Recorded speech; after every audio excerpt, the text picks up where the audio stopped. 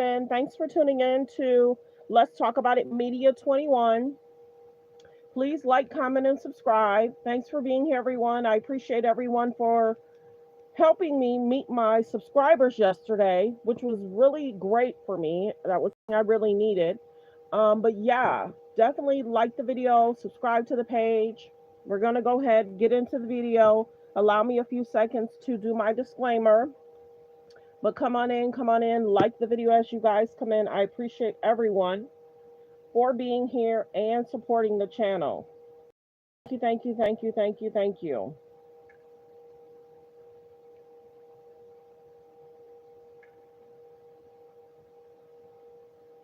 All comments are allegedly, period. All comments are alleged, period.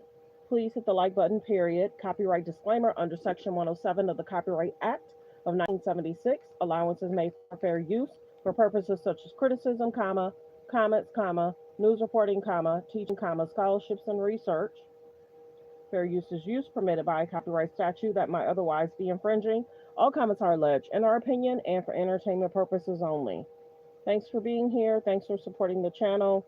Like the video as you guys come in, and thank you. Okay, so we're going to get straight into the videos. So thanks for being here, and thanks for subscribing.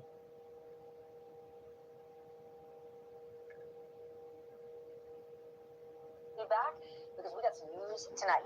The president says he is removing Federal Reserve Governor Lisa Cook. Tonight he sent her a dismissal letter, writing in part the following: "There's sufficient reason to believe you may have made false statements on one or more mortgage agreements. In light of your deceitful and potentially criminal conduct in a financial matter, they cannot, and I do not, have such confidence in your integrity. The conduct at issue exhibits the sort of gross negligence in financial transactions that calls into question your competence and trustworthiness as a financial regulator." End quote. Neither Cook nor the Federal Reserve has responded yet.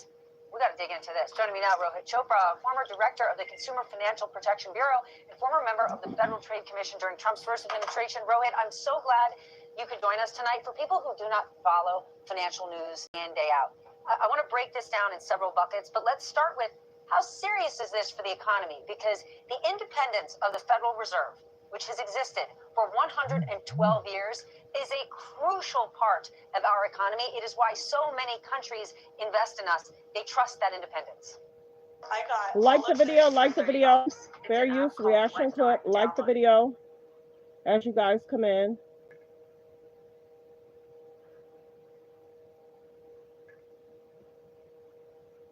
Well, there's a lot of crazy news every day, but this one is big and we got to pay attention. So the Federal Reserve, they basically set the price and supply of money. They make sure that we don't run into financial crises and that the system is stable. But after months and months of trolling Jay Powell, trying to edge him out, now President Trump is trying to fire Lisa Cook, one of those Federal Reserve governors. This is an attempt to turn these financial watchdogs, who are supposed to be independent, right into obedient lapdogs who will really do as they are told. This could have an impact on how the world perceives the dollar, our ability to borrow, and so much more. And you know what? If he is able to succeed in firing Lisa Cook, this is basically legally identical to him firing any other member of that board, including the chairman. Well, let's talk about the claim that he's making, okay? This all started with a criminal referral from Bill Pulte. That is the director of the Federal Housing Finance Agency. Pulte says that she listed 2 of her mortgages as primary residence and alleges fraud, but she is not charged with any crime. However, where this is important for the Fed board members can only be fired for cause. So does this seem sufficient to you, for cause? Well, this is quite something. So 6 months ago, President Trump fired me as the head of the CFPB. That was, Supreme Court said he could do so. But the court also drew some real lines when it came to safeguarding the Fed. And I think this is going to be a big legal challenge. Look, we can't really know anything about this allegation. They put it in a tweet with a screenshot with really no paperwork, and it's just sort of fluttering around. This is clearly part of a pattern of targeting certain individuals. That same person who's tweeting about Lisa Cook was also doing the same about Adam Schiff, Tish James, other people who are clearly gotten on the wrong side of the White House. So if they are able to use this to push more people out and to fire those regulators, it is simply handing the keys over to loyalists rather than actual law enforcers and regulators. Lisa Cook is the first Black woman to serve on the Fed board. She went through a very tough nomination process to get through to begin with. What do you know about her? Well, she's really somebody who's devoted her life to the field of economics, but looking at how it really affects people. She's done tremendous academic work. She has served in government before. And the truth is, she is someone that the markets perceive as pretty aligned with Jay Powell and maybe even considered dovish. By dovish, I mean something that the president would maybe even like. So this is really about control. This is about obedience, and it follows a long line of other actions. Firing FTC commissioners, firing other inspectors general. And I think it is something that financial markets, maybe they'll shrug, but this will have consequences. Rohit, thank you so much for joining us tonight. I really appreciate it. Tonight, we are also tracking the president's escalating federal takeover of the nation's capital. Some National Guard troops on patrol in Washington are now carrying firearms after a directive from the Defense Secretary, Pete Hegseth. The White House also released an executive order that creates specialized Guard units to put down civil disturbances in each state and seeks civilian volunteers. Like the video, fair use, reaction clip. Hit the like button as you guys come in. Hit the like button as you guys come in. Thanks for being here. Thanks for supporting the channel. But I just want to say I'm really honored to be with you again, and we'll be with each other for a long time. And your loved ones are looking down, and they're very proud. This is the new and improved Oval Office. We had an Oval Office, which was still the Oval Office, so I don't want to disrespect it, but now it's very special. You see what's happened, and everyone loves it. It's all the real deal, 24-karat gold, and people come from all over. I do believe they're serious. They're not rolling their eyes, you know, the roller of the eyes, but we don't have any of that. And we brought the pictures up. They were in the vaults. Those are pictures of some of our great presidents, a lot of them. They were in the vaults for over 100 years in many cases. And they were just there, beautiful pictures, works of art. Lincoln, Washington, Thomas Jefferson, Andrew Jackson. That's Monroe, the Monroe document. All mostly great presidents. We have a couple of them now. Yeah, Benjamin Franklin, not a president. But we figured he'd make the cut. You know, he discovered electricity, a couple of other things. But we have a lot of great presidents. But think of it, they've been down there. There's George Washington, the big one. And they've been down there for, in some cases, much more than 100 years. And we brought them out. I went through the vaults myself. I spent hours down there looking. That's in between Russia, Ukraine, China, all the other stuff we do it. I want to thank Doug Collins for being here, the secretary, who's done an unbelievable job. Thank you very much. And JD, thank you very much. You've been fantastic. And all of the others, Pete, good. We did a little thing with Pete about Secretary of War today, and it seemed to be well received. We'll do it a couple of more times, and if everyone likes it, we'll make that change, Pete. You'll decide. But I just want to thank everybody for being here. Very special to me. A very special day. 4 years is a very special time, and now it's lightening up, and it'll never be really light. But there are some great souls that are looking down on you right now, and they're very proud of their parents and brothers and sisters, and but moms and dads especially. That's what I seem to have dealt with mostly. There's nothing tougher. So thank you very much. And the media, I want to thank you because you've been very respectful of these people, and they deserve it. They went through hell for no reason. It should have never happened. And I'm going to sign the proclamation now, and we will have a very special proclamation done and completed. Okay.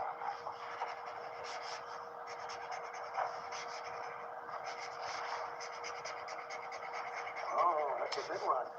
That's our good one. We read them. Don't put them under the auto pen. I don't say, have the auto pen sign it, right? We don't do that. I don't know how anybody was allowed to do that. They actually weren't. Good one, right? Yes, a couple of good questions today. It's been very fair, actually. Okay. Do you have any questions on this subject, please? Mr. President, Yes. the Defense Secretary has ordered a review of the Afghanistan withdrawal that is ongoing. I'm curious if you have any update on that review, and then for the families, I know that there was frustration with previous investigations on Capitol Hill. Are you satisfied with the speed of this investigation thus far? Yeah. Pete, do you want to answer that? Yes, sir. On behalf of this beautiful group, on behalf of these families, on behalf of your loved ones who fought for our nation, America deserves answers as far as what happened in Afghanistan. The military needs to answer for what happened in Afghanistan. So, upon the president's direction, immediately we initiated an investigation which showed that there needed an even deeper dive. So Sean Parnell, our Pentagon spokesman, who himself is an Afghanistan veteran, he's leading this effort. It's a top priority for us. We're getting access to all the documents necessary, why decisions were made, why they weren't made, why certain force protection measures were ignored. Again, there's never been accountability for this. It's something that Joe Biden allowed to happen that never should have happened. Any objective observer knows that's not how you leave a country. And certainly these families know better than anyone else. These families deserve answers. We're going to be honest about it. We're going to get to the bottom of it. Sean Parnell, an Afghanistan vet, is leading it, and we're doing it on behalf of the American people. So I would anticipate middle of 2026. That's how thorough of a review we're doing. Hopefully a little bit sooner, but we're going into everything to get an understanding of what happened. So we remember these great 13 souls, but we also remember the people that were so badly injured, our soldiers, 32 of them approximately. And we're in contact with them always also. They lost arms and legs, and their faces were blown to pieces. And they're incredible, and they suffer with it. And so we understand that. It should have never happened. Should have never been allowed to have happened. And they were in the wrong place. Bagram was the place to be. Big, massive airfield with hundreds of acres surrounding it. Nobody could get near it. And who would not have done that? But we had a bunch of incompetent people running our country. So we are going to talk for a little while. We'll talk about the people that I've gotten to know, the sons and daughters and others that died. And there were hundreds of people that died that day. Hundreds, many from the other side, needlessly also. They did nothing to hurt anybody. But that was a terrible day, and I think it was the worst day, and in many ways the most embarrassing day in the history of our country. And yet, at the same time, we learned so much that it's, we call it a big lesson. It won't happen again. A thing like that can never be allowed to happen again. Doug, would you like to say something, please? You've been so fantastic at the VA. I appreciate it. Thank you, Mr. President. For these families here, I think you expressed the nation's grief of what happened. And we saw just a tragic mistake that was there. Someone who has been in the military. I was in Iraq and others. But Afghanistan, when you saw that was wrong, but what you suffered and went through. And for those that you've mentioned, Mr. President, who are injured, who took the VA, the Department of Defense, we're taking care of those folks. We're going to continue to do so at your direction. But with the families, it's just one of those times. It's a place that never goes away. But I know from this president, is he's made a commitment that memory will not be forgotten. And the cabinet understands that, and our American people understand that because of what you've done. So this is actually our biggest gathering today. So you must have heard Oval Office, and you said, I want to get there. We're talking to the Oval Office. But it is a special place. But this is our biggest gathering in terms of the numbers, everybody here. Because there was always be, somebody couldn't be, everybody's here.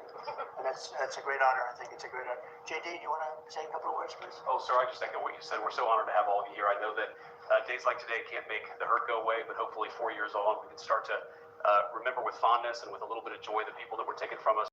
We're so proud of your loved ones for giving their life for our country. And I think importantly today, this is a rectification of a wrong. The fact that the President of the United States lost your loved ones through incompetence, but never acknowledged it. And your government never actually put pen to paper to say, we're grateful for your sacrifice. We correct that wrong today. And we're going to keep on fighting to understand, as Pete said, what happened so it never happens to another family again. But God love you all. God bless you. We're so thrilled to have you here in the People's Oval Office. Thank you. I don't think they ever heard from Biden or anybody. Nope.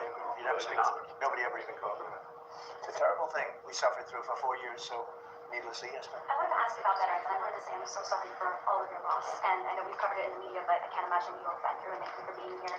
I wanted to ask, just on behalf of those veterans who served in Afghanistan and Iraq, I know we talked about this in the Oval previously, about making sure care for those, for example, exposed to burn pits while serving, making sure that they have the care. Are you considering maybe a streamlined service like the World Trade Center healthcare program, and maybe the Veterans Secretary can comment too, but are you considering something like that to make sure, because it seems We're like you're considering a struggling lot to of get things. care. We take care of our vets. Nobody loves our vets more than me, and we take good care of our vets, great care of our vets. Do you want to just say a couple of words about what we're doing, Tom? Absolutely, Mr. President. Through the PACT Act, through others of the burn pit, which is something I've been under as well. We're streamlining following the Congress direction, but we're also adding more services. We've included a lot who have applied. We're also streamlining our backlog under President Trump's direction. Also, we took that backlog that was under President Biden was up at over 260,000.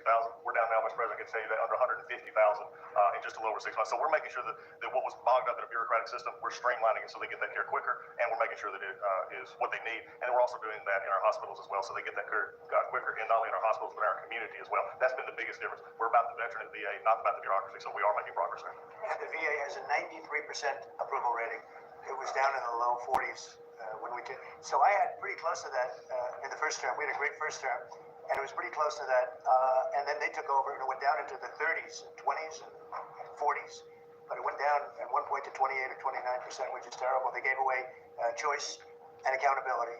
Choice meaning you have the way to, as a veteran, you can go and you can choose who your doctor is, et cetera, et cetera. They gave that up. And accountability is getting rid of the people that were sadists and really bad people that abused our veterans and really badly abused them. And they got rid of both of them and we put them back. I couldn't believe when they did it.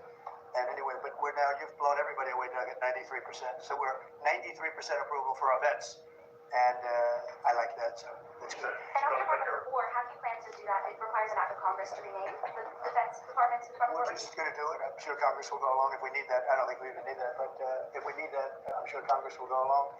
You know, that was the name when we won World War I, we won World War II, we won everything, and just to me seems like just a much more appropriate. The other is defense is too defensive, and we want to be defensive, but we want to be offensive too if we have to be. So it just sounded to me better, really like a better name. Yeah, Steve, go ahead. Yeah, I think we have a deal done. They had some problems with it, but we stuck to our guns. They're going to make the deal that they agreed to make. And he's a very good guy, very good representative for South Korea. It's a very big trade deal. You know, it's the biggest deal they've ever made by far, but it's one of the biggest deals ever made. The biggest deal ever made is the one with the European nations, as you know. The Europe deal is the biggest deal ever made. I think it's the biggest deal ever made, period. And they pay us $950 billion coming into this country and lots of other things. They're going to buy $750 billion worth of our oil and gas, all of the other things. So it's amazing. Our country is doing so well, so strong now. And you saw where the tariffs came in at $4 trillion, $4 trillion. And the CBO, they just announced it. I told them that was going to happen, but they refused to give us credit for it. Now they're giving us credit because the money is flowing in. They just found $31 billion that nobody knew where it came from. And I said, check the tariff shelf. They said, how did you know this is where it came from? Well, we're taking in a lot. Look, we were abused by tariffs for many years. Nobody in this country got it. No president got it until I came along. Nobody got it. We were abused by other countries. Or China. I mean, take a look. That's what they did is essentially what I'm doing, but we're doing it at a better scale, and we're making up for lost time. And we're also making sure a lot of these countries respect doing it. They couldn't believe what they got away with. And I told a couple of people, what do you think? He said, one of them, a prime minister, said to me, I can't believe we got away with it so long. Just couldn't believe it. I'll tell you what, Prime Minister Abe, who was great of Japan, who was fortunately assassinated, he used to say, I can't believe we got away with this for so long. You know, they sent millions of cars in, and we weren't allowed to send one car. They wouldn't accept one car in Japan, and yet they would send millions and millions of cars into our country. No tax, no nothing. So, no, we're just doing the right thing, and it's making our country rich and beautiful, and it's very important. I felt so foolish for years watching this take place. You know, we did it in my first term with China. We took in hundreds of billions of dollars of tariffs.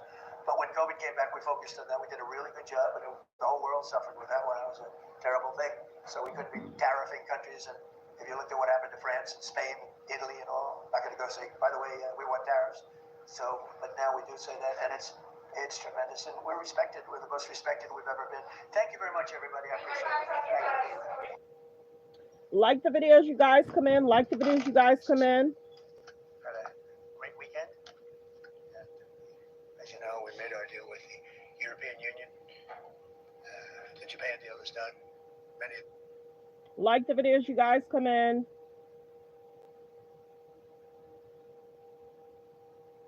Hi. Thanks for tuning in. Don't forget to hit the subscribe button as you guys come in. Please hit the subscribe button. We're trying to hit 50K by next month. We're trying to hit 50K by next month. Chief White House correspondent and MSNBC political analyst Peter Baker, host of The Bulwark, love that word, podcast, writer at large, and MSNBC political analyst Tim Miller, and former North Dakota senator and director at the University of Chicago Institute of Politics, Heidi Heitkamp. All right, Ken. So we're talking about this because we're now seeing this begin in action, this idea of retribution, the effort toward retribution, and it began on Friday, just before 7 in the morning, at John Bolton's home. We've had the weekend to chew it over. What's the latest today? Yes, and of course, Katie, we don't know for a fact that what happened to John Bolton was the result of retribution by Donald Trump because we don't know what underlies that investigation and that FBI search of his house. After all, a judge had to approve that warrant, perhaps two judges. But we do know that Bolton had already been the target of retribution because Donald Trump pulled his security detail, even though the intelligence community says that his life is under threat from the Iranians. And we know that there's a whole list of people. Donald Trump has an enemies list, and he's been acting on it. He's been executing on it. And it goes goes to, for example, John Brennan and James Comey, the former CIA director and the former FBI director, who it's been reported are under criminal investigation right now based on referrals made by Donald Trump's intelligence chiefs. And Barack Obama may figure in that investigation somehow. And then you have these lesser figures who aren't household names, people like Miles Taylor and Christopher Krebs. Remember, Donald Trump identified them in executive orders that were read out in the Oval Office, and they are under some kind of government investigation or inquiry based really on no evidence of any wrongdoing. But the most important thing that viewers need to understand, we've said this before on your air, but that Donald Trump and his administration has shattered the tradition that grew up in response to Watergate, a 50-year tradition. It was a norm. It was not a law that the Justice Department and the FBI would operate independently, particularly when it comes to individual criminal investigations and charging decisions from the White House. And that norm became so refined that there were policies about which particular White House officials could communicate which senior Justice Department officials, and it was very limited. And, the Trump folks accused the Biden administration of weaponizing the Justice Department, but I covered the Biden Justice Department, and Merrick Garland didn't even want to be seen in a room with Joe Biden. He took pains to be separated from the White House to the point where the White House was not very happy with Merrick Garland for most of Joe Biden's term. And people who cover the White House, people who cover the DOJ, they know that very well. So the Justice Department was not weaponized in the Biden administration, but it sure looks like being weaponized now in a way that Richard Nixon really never dreamed of, Katie. Yeah, and Peter, as I laid out, I mean, Donald Trump has just blown through any norm.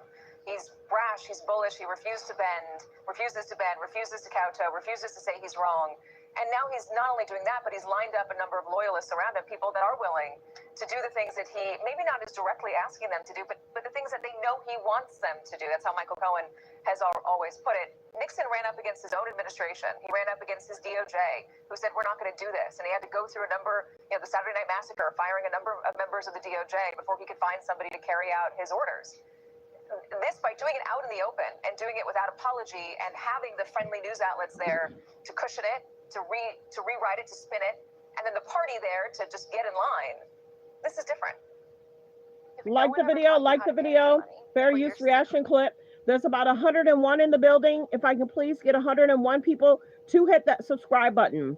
We're trying to hit 50K by next month. Please hit that subscribe button and thank you. Let's continue. Fair use reaction clip.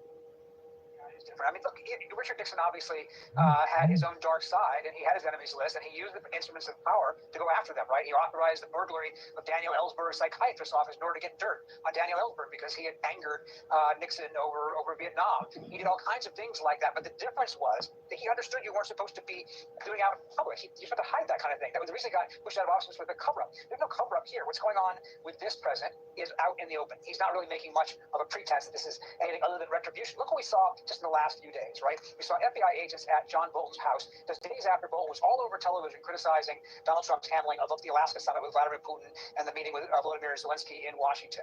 We saw the director of the Defense Intelligence Agency fired just weeks after his agency contradicted Trump's version of what happened with the Iran nuclear strikes. We saw just yesterday the President of the United States say on social media that he was really angry at Chris Christie, the former governor of New Jersey, a one-time ally of his. He didn't like what Christie was saying on television, and therefore maybe he should reopen an investigation into a 12-year-old matter involving Christie, very openly saying that because Christie criticized him, Christie should be investigated. This is not secret. This is not hidden. This is right out in the open. When Elon Musk turned on Donald Trump, Trump said, hey, maybe I should take away all of his federal contracts. In other words, he is willing to not only use the instruments of power of government, which are supposed to be neutral and not political weaponry, he's willing to use them as weapons, and he's willing to basically make clear that he's using them as weapons. Let's play the moment this morning from Donald Trump asked about Chris Christie and asked about whether he's actually going to investigate him, as he intimated over the weekend. Here's what he said. Chris is a slob. Everybody knows it. I know Chris better than anybody in the room. I always felt he was guilty. But what he did is he took the George Washington Bridge, which is very serious. He closed down the George Washington Bridge. And you had medical people, you had ambulances caught up. This thing was closed down. And obviously he knew about it. When I listened to Chris speak his hate, I say, oh, what about the George Washington Bridge? Tell me about the George Washington Bridge. He blamed other people, but he knew all about it. So no, I don't know if they want to look at it. It's not for me. If they want to look at it, they can. You can ask Pam. I think we have other things to do, but I always thought he got away with murder. It's my honor this morning to introduce somebody who is a real standout. He's been my friend for many years. He's been a spectacular governor. He's been just a wonderful person and a wonderful, loyal person. So we cut those two things together because here's Donald Trump saying he always knew that he was guilty and that he had committed a crime there. And Chris Christie is terrible, but it was only a few short years ago that Chris Christie was wonderful and a great loyalist and a great governor, and he wanted him as a man, a part of his campaign. So there's always a hypocrisy there. As long as you are useful to me, I will keep you close, and as long as you're not useful to me, I will push you away. The question, I guess, Tim, is this more than just a cudgel? Is it more just intimidation? Is he saying this about Chris Christie just to get Chris Christie to stop, to be quiet? Or is there something there? And can we point to John Bolton as a reason to believe that there is perhaps more to this? Well, it's definitely intimidation. I think that it's not just intimidating Chris Christie, though, or trying to, but intimidate other people who might speak out about this. And look, Trump is good at a few certain things. He's good at an insult that you saw there. He's good at picking unsympathetic foes. There's not a huge base of goodwill for Chris Christie or John Bolton, frankly. And I think that Trump knows that. But the scary part about this is that in both of these cases, these are long, unless there's something new about John Bolton, I don't think there's any reason to. I think people assume that this is related to the book investigation from a few years ago. But these are old cases that they're bringing back up just to go after political foes and to send a message to people that they shouldn't speak out against this administration, or they might use, the Justice Department, the federal government, to go after them. And maybe that won't mean an actual indictment, but being investigated, having your house raided while your wife is there in the morning, that is punishment in itself. Having to get lawyers, having to defend yourself, that's a punishment in itself. They're doing it purposefully, and I think this goes without saying based on that video you showed, Katie, but just to be explicit about it, there's no imaginable way if John Bolton or Chris Christie had stayed in Donald Trump's good graces and supported him in 2024, that their house would be raided in the case of John Bolton, or that Trump would be floating an investigation against them. He's not doing this to Mark Meadows or the other people from Trump 1.0 who have stayed loyal to him. And so it's obviously on its face a political attack and an intimidation tactic. Let me tee you up, Heidi, with this from the Wall Street Journal editorial board on Donald Trump's vendetta, talking about the Bolton raid specifically. They say the real offender here is a president who seems to think he can use the powers of his office to run vendettas. We said this was one of the risks of a second Trump term, and it's turning out to be worse than we imagined. Is that the take you believe from your fellow former lawmakers? Do they believe that things are going well? Or are they happy with this, or are they getting nervous? Well, I don't know what Republicans in the Senate are thinking to allow this to continue. Trump learned the lesson of the last administration, his first term, when he had Bill Barr who put guardrails up. He had people like Gary Cohn who put guardrails up. He had people like Chris Christie who was willing to say no. And when people say no to Trump and he gets his feelings hurt, this is what he does. I think it's really interesting if you think you're going to intimidate Chris Christie. I know a little bit about him, and number one, his IQ points would double or triple the top 3 people right now in the Justice Department. And so I'm sure it's bring it on. Plus, Trump actually tweeted when the unanimous decision came out on behalf Bridgegate, saying there was no there was no prosecution that was appropriate. He said that's a good idea. I think the real danger here that everyone's missing is the frustration the Democrats had with Merrick Garland and how he ran the Justice Department, saying you should have been much more aggressive. How do we put this back? How do we put the genie back in the bottle when you have Trump so blazing, it's brazen what he's doing with the Department of Justice, and there's going to be, again, a norm that's broken, and how do you put it back? And so I think that you can't just look at Donald Trump and say, God, please just get us through the next 3 years. You've got to look at what's the permanent damage to the Department of Justice. If you get a chance to put it back. Like the video. There's about 192 in the building. If I can please get all 192 to hit the subscribe button. We're trying to hit 50K by next month. Please hit the subscribe button. We're trying to hit 50K by next month. Please like the video as you guys come in, and thank you.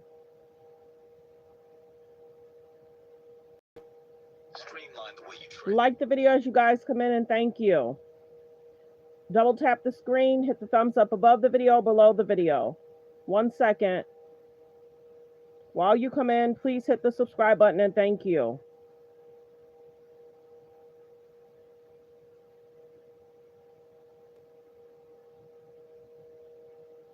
Let's continue. Use reaction clips. Supreme Court ruled the Constitution allows it. The president acknowledged this ruling when signing the order yesterday, but seemed to brush it off. All over the country, they're burning flags. All over the world, they burn the American flag. And as you know, through a very sad court, I guess it was a 5-4 decision. They called it freedom of speech. But there's another reason, which is perhaps much more important. It's called death. Because what happens when you burn a flag is the area goes crazy. And what the penalty is going to be, if you burn a flag, you get 1 year in jail, no early exits, no nothing. You get 1 year in jail. So just a few hours later, a man set fire to an American flag across the street from the White House, protesting Trump's executive order. He was arrested by federal authorities, but not for burning a flag, not for violating the order.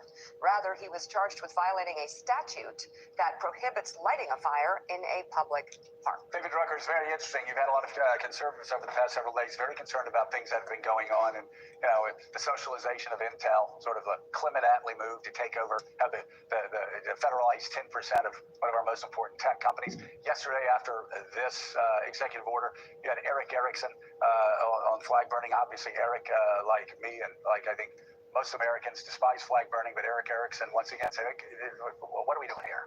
What are we doing? What's the purpose of this?" Especially since the Supreme Court has already settled on this. Talk about why the president did something that he knows the Supreme Court is likely to rule unconstitutional. Well, because nobody's going to stop him if and until it winds its way through the courts. And so when you're trying to accumulate power and you're trying to reset the table for the rules of the game, you just declare yourself the arbiter of the rules, and you say, try and stop me. And look, as we've seen with Trump, whether you like what he's done or not, and of course on the right with a lot of Republican voters, they like it. What he's doing is saying that I'm not going to follow convention. I'm not going to get caught up in the details of the Constitution. I'm more concerned about you and doing what's right. You saw in that clip with, where he's saying, I'm not a dictator, I don't like dictators, I'm just a man with common sense. I mean, this is a part of the language and a part of the political message, which is we're not having a philosophical debate here. We're not getting caught up in legal details. I'm concerned about you and your everyday life and making life better for you. It goes back to his opening speech 10 years ago when he talked about Republicans who were arguing over who was more conservative, and the president said, I think people just want a job. Now, we're a far cry from that speech, but it's part and parcel of his approach. And in his second term, you have nobody around him who's willing to stop him or who's inclined to stop him. They're inclined to try and find legal reasoning for whatever he wants to do. And look, Republicans in Congress are simply, unless something changes, they've watched the president go through everything he went through at the end of his first term and in the interregnum, and they're saying to themselves, it is not politically prudent for me to get in the way of him. Right. I mean, Joe, I don't have to tell you, but the way our system's designed is checks and balances. Right? Congress is supposed to be there to check the president, and if the Supreme Branch is not going to do its job, then we're going to end up in this situation. Yeah, the Supreme Branch is the Article I branch. It's Congress. Specifically, it is the House of Representatives. People forget we don't have co-equal branches. We have Article I, the Supreme Branch, and then the other two. Right. But the Article I branch is acting like Article none. Yeah, and the Article I branch, as we all, when we were there and, fighting to balance the budget all years ago, you'd have members that would wear buttons that said Article I. And anytime a president, anytime a member of the Senate, anytime anybody ever gave us guff, I'll say this morning, for the children who are waking up, would say, we got the checkbook. You can insult us all you want to, you can try to run over us all you want to, but if we don't pay for it, if we don't authorize it, if we don't appropriate the money for it, you can't do it. And these people are, I think, they're just so weak. It's incredible. But, Gene Robinson, here we are. Again, we just talked about crime, where the president set something up, hoping the Democrats will oppose it and make him look like he's tough on crime. We have the same thing with the flag. The president does something that he knows the Supreme Court's already said he can't do, but he doesn't expect anything out of this other than Democrats to immediately come out and support flag burning. And he can say, look, they're supporting flag burning. I mean, it's almost like George H.W. Bush going to flag factories in the summer of 1988. It's like, it just sets Democrats up to fail. So they need to be able to say something and point to people like Eric Erickson, who says the president's executive order on flag burning isn't legal, but it will get the Democrats to go out and burn American flags. Yet again, putting them on the 20% side of an 80-20 issue. I don't think Democrats will go out and burn American flags. But I would say even this issue is not an 80-20 issue. I would say this is probably a 95-5 issue. I mean, the overwhelming majority of Americans deeply offended, like I am, and angry when people burn the American flag. But again, that we live in a country that allow the Klan to march down the street in Skokie, Illinois. It's the First Amendment, and the First Amendment is not meant to protect speech that we like. It's meant to protect speech that we hate. Yeah, exactly. And if you don't allow unpopular speech and sometimes ugly speech, the First Amendment doesn't mean anything. That's what it's there for. And I just really wanted to point out that one of the justices who joined in that 1989 decision that said no, flag burning is protected was Antonin Scalia. Justice Scalia, one of the most conservative justices A North Star for conservatives, in American history, joined liberal Justice Brennan's opinion that it was protected by the Constitution. And Scalia later asked about it. Said, "Look, if it were up to me, I would put every scruffy flag burner in jail. But I am not king." And Donald Trump, you are not king. Now, Congress and the Supreme Court should tell you that, should remind you that you are not king, but you are not king. You don't get to make up a law and a penalty with an executive order and just say, you're in jail. You get your head chopped off or whatever. I mean, this is ridiculous. What country is this? This is insane. And so you're probably right. It is a political move. It's just to make noise and fill out this episode of the Donald Trump reality show. But where is Congress and where is the Supreme Court? Because it's time for you guys to get in the game. Yeah, I'm very glad that on this Tuesday morning we're back to restoring monarchy. Chipotle just dropped Build Your Own Chipotle. Like the video. There's about 129 in the building. Please hit the subscribe button. We're trying to hit 50K by next month. Please hit the subscribe button. We're trying to hit 50K by next month. Also, continue to hit the like, you guys. Can I get 50 people to double tap that screen to hit the like or hit the thumbs up above the video or below the video? Hit the thumbs up above the video or below the video. Let's get the likes up, everyone, and thanks for being here. Let's continue. Fair use reaction clip. Please hit the subscribe and thank you. His advantage. He plays his opponents masterfully in order to get them to a position where he can say, you see, Trump derangement syndrome, everything I do, they criticize. And he pushes Democrats into a position where they're jumping the shark on a range of issues where they put themselves out of step with the American public, whether it's the flag or whether it's crime. And their decision then is, what do you respond to and what do you not respond to and how do you respond to? And I think so far they haven't figured out the best possible way of trying to respond to Donald Trump in a way that sets them up for success in the midterms or in the next election. I mean, Gene gave us a good indicator there. I agree with what Scalia said about flag burning. Scalia was right. It's just like on immigration. A lot of times people quote Ronald Reagan on immigration, and they can quote Scalia on immigration. There's a great clip of Scalia when he's with Ruth Bader Ginsburg, and somebody said, do migrants or illegal immigrants, are they protected under the Constitution? He said, if you're in the United States of America, you are protected by the United States Constitution. If you were an American overseas, you were protected by the United States Constitution. If you're not an American overseas, you're not. But Scalia, Reagan, these people that laid the foundation for modern American conservatism, very clear, very clear on issues like this, on issues like immigration, on issues like free trade. Just go down the line. This does not come close to resembling a conservative Republican Party. It's Donald Trump's Republican Party, and that's it. End of story. Senior writer for The Dispatch, David Drucker, thank you as always for coming on the show this morning and still. Like the video as you guys come in, like the video and subscribe, and thanks for tuning in. Let's continue. Fair use reaction clip. Continue to hit the subscribe button. Thank you if you already hit subscribe. Thank you, thank you, thank you. Let's continue. Fair use reaction clip. Let's continue. Hold on. Streamline the way you trade. Like the video as you guys come in. There's about 129 in the building. Please hit the subscribe button and thank you. Hold on one second. Waiting for this to go past.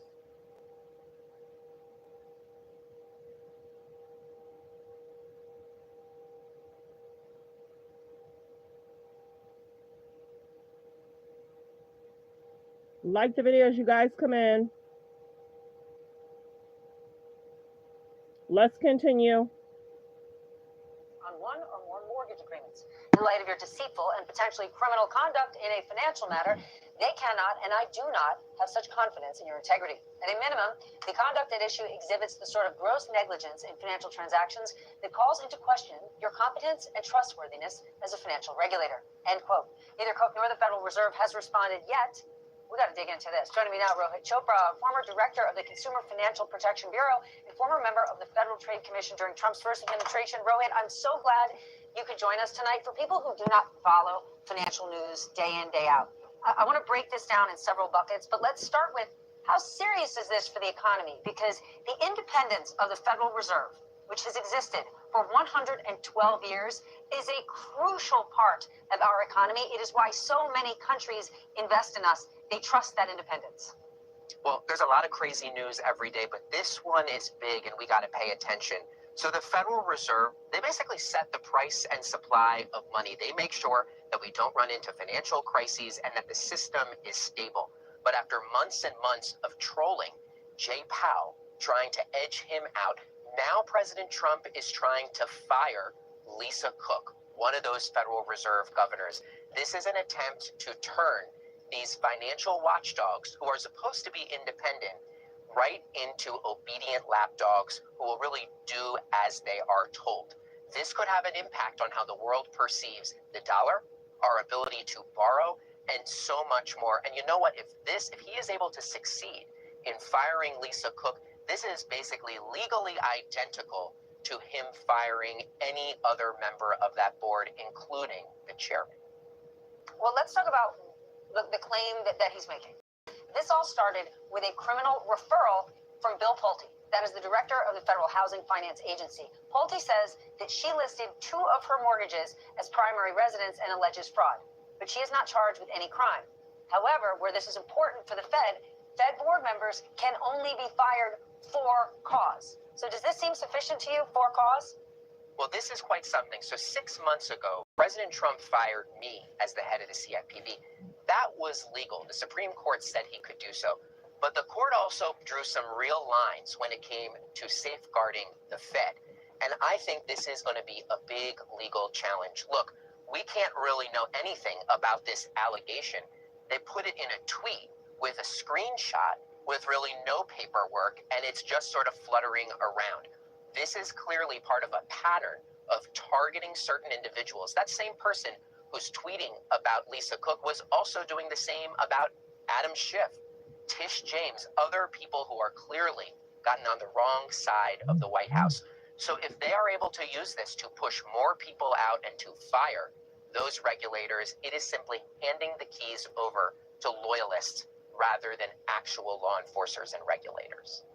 Lisa Cook is the first Black woman to serve on the Fed board. She went through a very tough nomination process to get through to begin with. What do you know about her? Well, she's really somebody who's devoted her life to the field of economics, but looking at how it really affects people. She's done tremendous academic work. She has served in government before.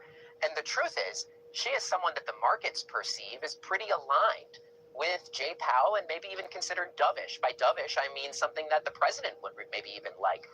So this is really about control. This is about obedience, and it follows a long line of other actions. Firing FTC commissioners, firing other inspectors general. And I think it is something that financial markets, maybe they'll shrug, but this will have consequences. Rohit, thank you so much for joining us tonight. I really appreciate it.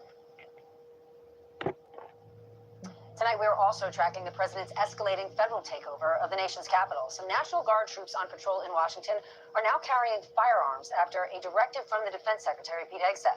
The White House also released an executive order that creates specialized Guard units to put down civil disturbances in each state and seeks civilian volunteers to assist federal agents in D.C. It comes as Trump toys with expanding his so-called anti-crime crackdown to other cities like Baltimore and Chicago. My colleague Garrett Haake has those details. Tonight, National Guard soldiers deployed by President Trump to crack down on crime in Washington, D.C. are now armed following a new Pentagon order, as the president floats the possibility of extending federal deployments to other U.S. cities, including Chicago. We may wait, we may or may not. We may just go in and do it, which is probably what we should do. They need help badly. Chicago desperately needs help. But late today, this from Chicago's Democratic mayor, who notes the city's murder rate is down 32% from last year. This stunt that this president is attempting to execute is not real. It doesn't help drive us towards a more safe, affordable big city. And Illinois Democratic Governor J.B. Pritzker posting this video along Lake Michigan. We got a lot of people running, having a great time. Insisting the city does not need assistance from federal law enforcement.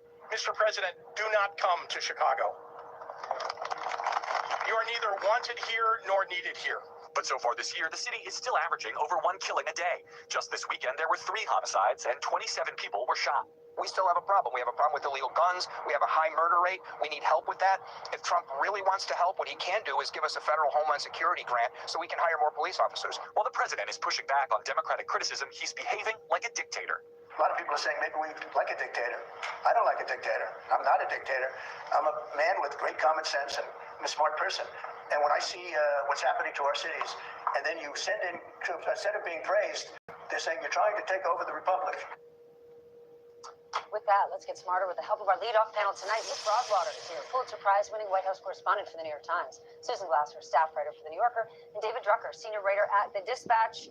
Madame Glasser, let's start with you. Put into context, given what we saw last Like the video, like the video. the threats we heard today against Chris Christie and some of former Biden's aides, what are we looking at here?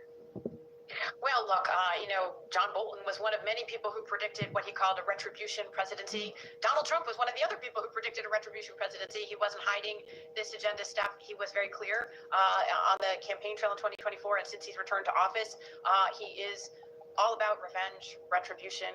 And what strikes me is that he is feeling, enough of a power rush that he's not really even trying to hide this agenda at this point anymore, nor are many of his advisors. Kash Patel, his FBI director, swore under oath during his confirmation hearing in January, oh no, we don't have an enemies list. Oh no, I would never, ever allow the FBI to be used as a target of retribution. And here we are just a few months later, and Chris Christie says something that Donald Trump doesn't like on television, and Trump immediately responds, he should be investigated using the powers of the federal Justice Department. And again, he's blatant about the linkage in a way that I think is concerning, especially at a moment when he is seeking to essentially militarize America's cities. This notion, a new executive order today says that he's going to call out troops or use the National Guard to quell disturbances that do not exist. I am a resident of the District of Columbia. There is no civil disturbance in the District of Columbia. And you have to wonder, is there any institution left that can put a meaningful legal check on Donald Trump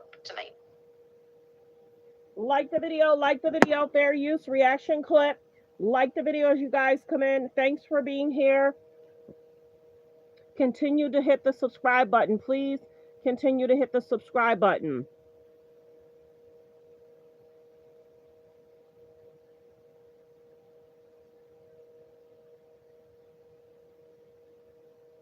Thanks for being here, everyone.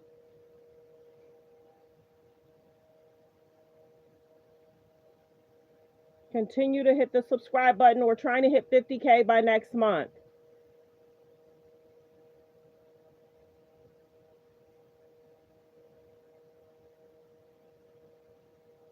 Fair use reaction clip. Next clip. That's all a reality now. Those maps have passed the state legislature. They'll be signed by Greg Abbott, I'm sure, imminently. And so in terms of what you're able to do to kind of counteract this power grab by Republicans in Maryland, what would be the impetus for some move forward? I know that you said you're open to it, that you've been speaking to the legislature, but what would it take for to go from hypothetical or theoretical to actually, okay, let's get moving on this?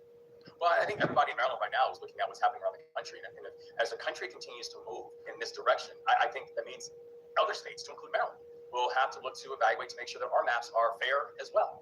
And honestly, the thing about it, Brian, is I actually can't stand this. And I think it's actually one of the things that people don't like about politics is the whole gerrymandering and, mid-cycle, without any new data, without any new census data, people saying, oh, let's rearrange maps. But this is what the president is forcing. And again, the thing that gets me about it is it's actually very similar to what he did in Georgia, where he calls up election officials and says, hey, find me votes. And now he's basically doing the same thing, except with redistricting. And again, this was the thing that he did in Georgia that actually got him indicted. And now he's going around calling different states and saying, hey, can you get me X new congressional districts? Can you give me Y new congressional districts? So I think it's one of the things that there's just continue to be this feeding into the thing that makes people absolutely exhausted about politics in the first place. And so I actually wish, in an ideal world, you get Congress to actually pass legislation that actually bans gerrymandering. If Congress could do that, you can actually, I think, help to solve this thing where you say you cannot do mid-cycle gerrymandering of our congressional districts. However, if Congress is not going to do this, and if Congress is not going to do the right thing, then 100% all options should be on the table and will be on the table in the state of Maryland as we continue to see how this thing continues to evolve. Do you view Maryland's position as being there to neutralize if we see this kind of thing happen in Missouri, for example, or Indiana? If they move forward, does that very much in the same way that Newsom viewed his effort to neutralize what happened in Texas, would you view Maryland's place here to be to neutralize what would happen hypothetically in Missouri or Indiana? I would look at Maryland's position as we're just looking to make sure that we have fair maps too.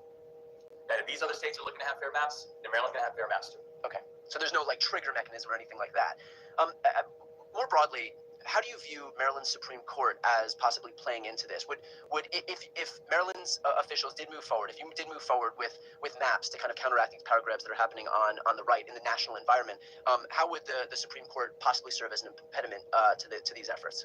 Yeah, well, it is something that the Maryland Constitution does matter in all of this, and I think it's something that the state legislature or the members of our General Assembly are going to have to align because it is something that the General Assembly has to be involved with the process. The General Assembly has to make sure that there is legal grounding and legal standing to be able to make sure that everything is everything is above board and can happen. But I also know that that's something that they are actively talking about already. That we are in communication with them on it because we have to make sure that we don't have something where elected officials are choosing their voters. Voters have to choose the elected officials, and at the same time, in the absence of Congress saying that there is going to be no gerrymandering in mid-cycle, it means that our state is very clear that we are watching, we are observing, and all options for us to be able to respond are on the table. Okay.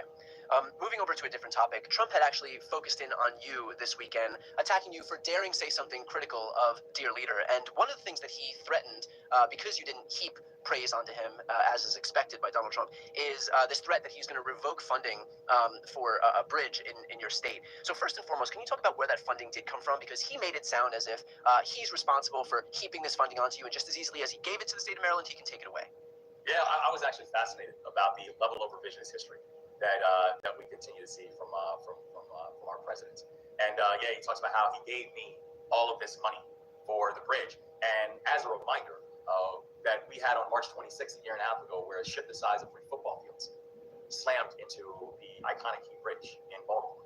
And it shut down 13% of our state's economy. It meant thousands of workers were laid off, and we had 6 construction workers who were fixing potholes in the middle of the night who lost their lives. And we said that very first morning that we would stop at nothing to make sure that we are both going to make sure that our workers were supported and our small businesses were supported, that we would make sure that we could bring closure and comfort to the families. And it took about 5 weeks. We were able to bring all the bodies and return all the bodies to the families. And also that we would reopen the Francis Scott Key Bridge and clear the federal channel. And when people told us it would take 11 months, we got it cleared in 11 weeks. Really put on a case study on how to work together to be able to respond to tragedy. And it was a bipartisan group from Congress who actually passed the legislation and made it a statute that there was going to be 100% cost share. So a cost share between the state of Maryland and the federal government to ensure that we could speed up the process of rebuilding the Francis Scott Key Bridge. And we have honored that promise, where we have moved faster than expected, not just to clear the federal channel, but also complete the demo and start the rebuilding process. And that bill was signed by both Republicans and Democrats in Congress, and then eventually signed by President Joe Biden. Donald Trump was not involved in that. His signature is not on the statute. So a threat of being able to, quote unquote, take away funding for the Key Bridge is a very empty threat because it's not his signature that made it happen in the first place. And so I tell the people of our state, don't be concerned about someone taking away something from you when they didn't give it to you in the first place. And that's exactly what the situation is.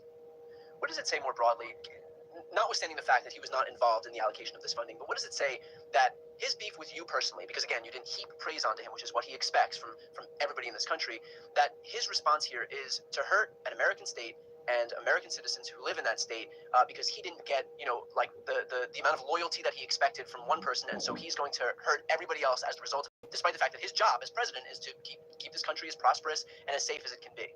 I got all of like the video, like the video. Fair use reaction clip. There's about 79 in the building. If I can get all 79 people to hit the subscribe button. Let's continue. Fair use reaction clip. Prosperous and as safe as it can be. Yeah, I was very clear, Ron. When he first won the election, I said to people in my state, listen, I will work with anyone, but I will bow down to no one. I'm not built that way. And the people of our state know that. But I look at his decision and what he said recently about the Key Bridge, and what I say is it tracks. Because this is the same person that has taken away, that has now pulled back hundreds of millions of dollars and previously allocated capital to the state of Maryland. This is someone who's pulled away resources from NIH. This is someone who's pulled away resources from Social Security. This is someone who's now responsible for firing over 12,000 Marylanders who are federal workers, people who are doing things like making sure that our food is safe and making sure that our critical infrastructure is protected. This is a person who has denied federal support to our folks in Western Maryland who suffered historic floods. And then FEMA has, despite the fact that we not just hit but exceeded the benchmark on what is required in order to apply for federal relief funds, that FEMA then turned around and said that no support of Maryland is warranted. That this is a person who was decided in the middle of a press conference without speaking to anybody about it, nor to actually a Congress or GSA to put it in place, that the FBI building was not coming to the state of Maryland. So this is a person who these are not planting blows at Maryland. These are direct shots that have happened ever since he has become the new president of the United States. And what's really wild about it is when you're talking about doing things like declining FEMA funds to Allegheny and Garrett County, when you're talking about things like saying, well, I'll just pull back bridge financing, which is going to most impact communities like Dundalk. Do you know what they all have in common? They all voted for the president. And now these are the communities that he is deciding to go after and leave behind because he has a personal beef. This is the level of vitriol and childishness that becomes so tiring and exhausting for people when it comes to politics. And I remember when Western Maryland had its floods, we were some of the first boots on ground. And I remember never once, even when people say those are Republican areas, I reminded them, you know what, I never once asked a single one of my soldiers when I was leading soldiers in combat, what's your political party? But it's very obvious that this is something that the pain that they want to inflict on Maryland, it is petty, it is partisan, and it is punishing. And it is deeply unfortunate because when we're seeing how this continues to show itself, seeing how hundreds of thousands of Marylanders are now about to lose their health care because of these decisions, how Marylanders are watching the price of everything go up, from their energy rates to the clothes they're buying to the food that they're eating.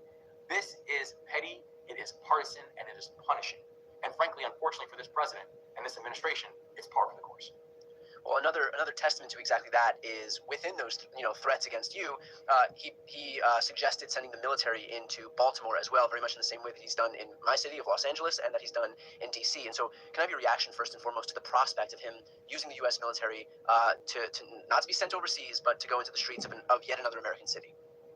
And I told them, and I was very clear, that I would not authorize the usage of our National Guard being able to be deployed to any of our cities or others, because I said not only is this something that is not sustainable. I mean, the American people need to know this is a deep waste of taxpayer dollars.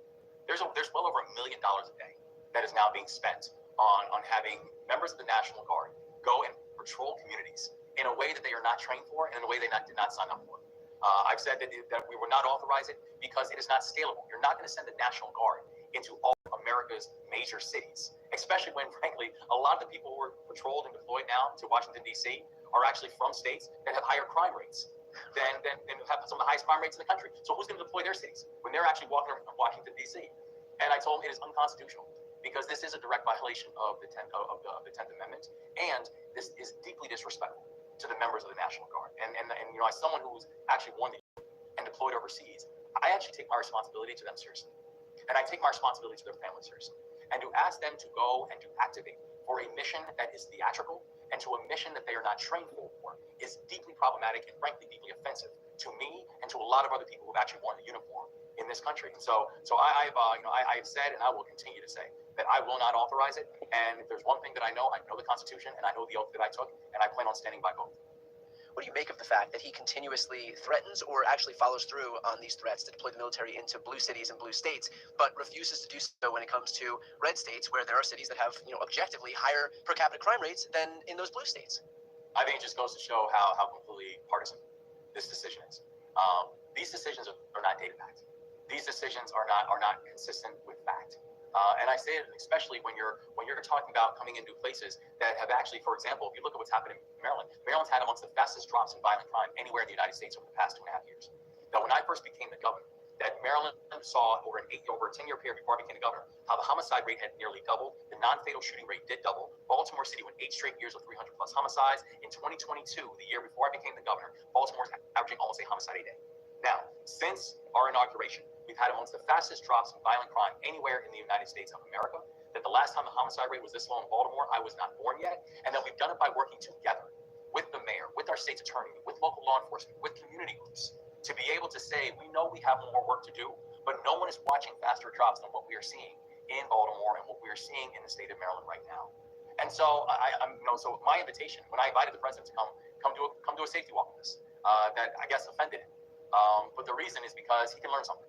And instead of spouting ignorance from the Oval Office, come be educated about the things that are actually working, about what it looks like when people on the ground are actually collaborating and working together on these issues and stop making theatrical political plays that frankly just serve as distractions of the fact that your economic policies are just making life harder for every single American.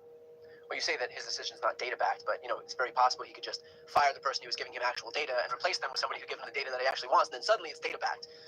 Okay, last thing, I'm going to play a clip of something that Donald Trump said today. Baltimore is a horrible, horrible deathbed. It's a deathbed. I know Governor Moore said, he wants to take a walk with me. He meant it in a derogatory tone. I said, no, I'm the president of the United States. Clean up your crime and I'll walk with you. But it's tremendous crime. But he was trying to be derogatory. He doesn't have what it takes. But he's trying to be derogatory. And I met him at the Army-Navy game. They said, there's Governor Moore. He'd love to see you. He came over to me, he hugged me, shook my hand. You were there. He said, sir, you're the greatest president of my lifetime. I said, but it's really nice that you say that. I'd love you to say it publicly, but I don't think you can do that, so it's okay. But no, sir, you're doing a fantastic job. I want to just shake your hand. Thank you very much, Governor. That was it. And then every time I see him on television, he's knocking the hell out of me. So, but that's all right. Romans 8:28 Like reminds the us that video, God like the works. video, fair use reaction clip. Like the video as you guys come in. There's about 67 people in the building. Please hit the subscribe button. We're trying to hit 50K by next month. Thanks for tuning in. You had a conversation where you privately told Donald Trump, sir, because it's important that you include the sir, you're the greatest president of my lifetime. Gov, care to explain? I literally laughed out loud when I saw this. It's and I'll tell you the story. So he comes up and first he was the one who asked or requested to meet. So as he pulls up, as we're at the Army-Navy game, because I'm there, and I don't miss Army-Navy games, especially when there must be. He comes up and immediately I said, "Welcome back to Maryland, Mr. President," and he says, "You're a good-looking guy." That was the first thing that came out of his mouth. And then I told him about how we need to make sure that this bridge gets financed and we're on track to get it done. And he said, "We're going to help you out." And I said, "Thank you." And that was the conversation. And what he took out of that was you telling him that he's the president of your lifetime. I mean, it is just people ask, what do you think? And it's just difficult to have any answer besides, as I've always said, don't let things that don't matter too much matter too much. I'm a person who believes in my integrity, and I can tell you right now that imaginary conversation that he revealed from the White House not only did not happen, but unfortunately it's just a consistent thread and a consistent theme that we are seeing from the President of the United States, which is just deeply sad too. Yeah, just a recurring pattern where he is trafficking in nothing but delusion. Okay, well, with that said, I appreciate the time today. I appreciate the work you're doing in Maryland. And, as I'm sure this map fight is going to continue ramping up, this map Cold War that we're engaged in right now at the hands of Donald Trump and these very obsequious Republican governors, I'm sure that this isn't the last that we'll speak about that. So, Governor Moore, appreciate your time today. Like the video as you guys come in. I appreciate yours. Go Raven. Like the video as you guys come in. Let's continue. Fair use reaction clip. Please hit the subscribe button. Redrawing the state's congressional maps, an initiative by Democrats to counter Republican-driven efforts in Texas to redistrict there. Is there a federal mechanism you're hoping to use to fight back against his redistricting constitutional amendment, or is that? Well, I think I'm going to be filing a lawsuit pretty soon, and I think we're going to be very successful in it. We're going to be filing it through the Department of Justice. That's going to happen. Meanwhile, a new poll shows that more California voters backed Gavin Newsom's plan to temporarily change the state's congressional districts. According to a survey by UC Berkeley Institute of Governmental Studies and the Los Angeles Times, 46% of voters in the state say the plan's a good idea, compared to 36% who say it's a bad idea. When it comes to supporting the ballot measure, the approval number ticks slightly higher, with 48% saying they would vote yes, compared to 32% who would vote no. 20% are undecided, and that is, of course, where Democrats are likely to focus their efforts coming up to that special election. Meanwhile, in Utah, a judge has ordered lawmakers to redraw the state's congressional map there ahead of next year's midterms. The judge ruled yesterday that the Republican-controlled legislature violated the state's constitutions with its current map that was adopted in 2021. The judge declared it unlawful because lawmakers had ignored an independent commission established by voters in 2018 to prevent partisan gerrymandering, exactly the thing we've been talking about for weeks. The legislature now has 30 days to create a map that complies with the 2018 guidelines. Before yesterday's ruling, attorneys for the legislature said they would appeal to the state's Supreme Court or potentially the U.S. Supreme Court if the map was thrown out.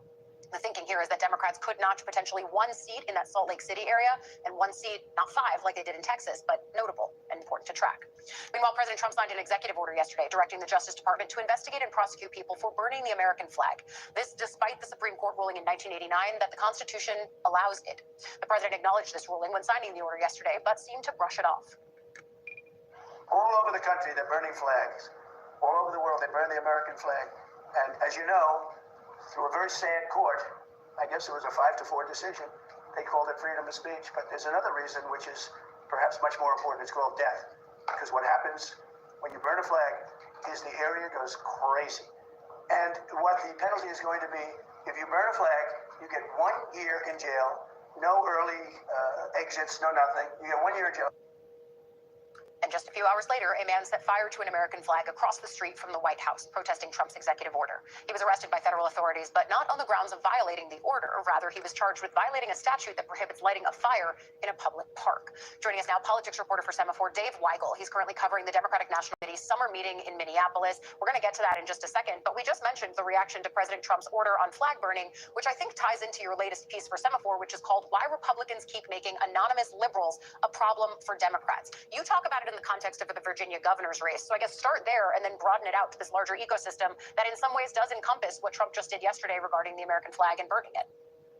Sure. The larger ecosystem of the Democratic Party right now has a weak brand, has leadership that is not seen as able to command the party. And what Republicans are doing, and what they have done for a long time, but usually when there's been bigger figureheads for the Democratic Party, is elevate the wackiest or most obnoxious liberal they can find in the news cycle. And this has happened with corporations that have nothing to do with the Democratic Party. The most recent example was a protester and a Democratic activist, but not an elected official in Arlington, Virginia, who showed up at a school board meeting where Winsome Sears, the Republican nominee for governor, was showing up to protest to give a speech against the school's gender-inclusive policies.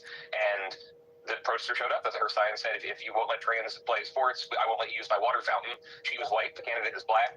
The Democrats denounced this immediately. The woman was kicked out of her protest group, but Republicans had their best fundraising days of the campaign, over $300,000, they tell me, since that sign was displayed. Again, something the Democrats condemned that they had nothing to do with, that it was in the face of the Democratic Party for Republicans in that story, was this 71-year-old woman with a really unfortunate, stupid sign. And this is a lot of the news cycles churn over things that Republicans have elevated and found irritating. Are they as important as some of the policies we're going to talk about? That's debatable. It's the media environment Democrats work in. They are responding to things that they can denounce but can't really control.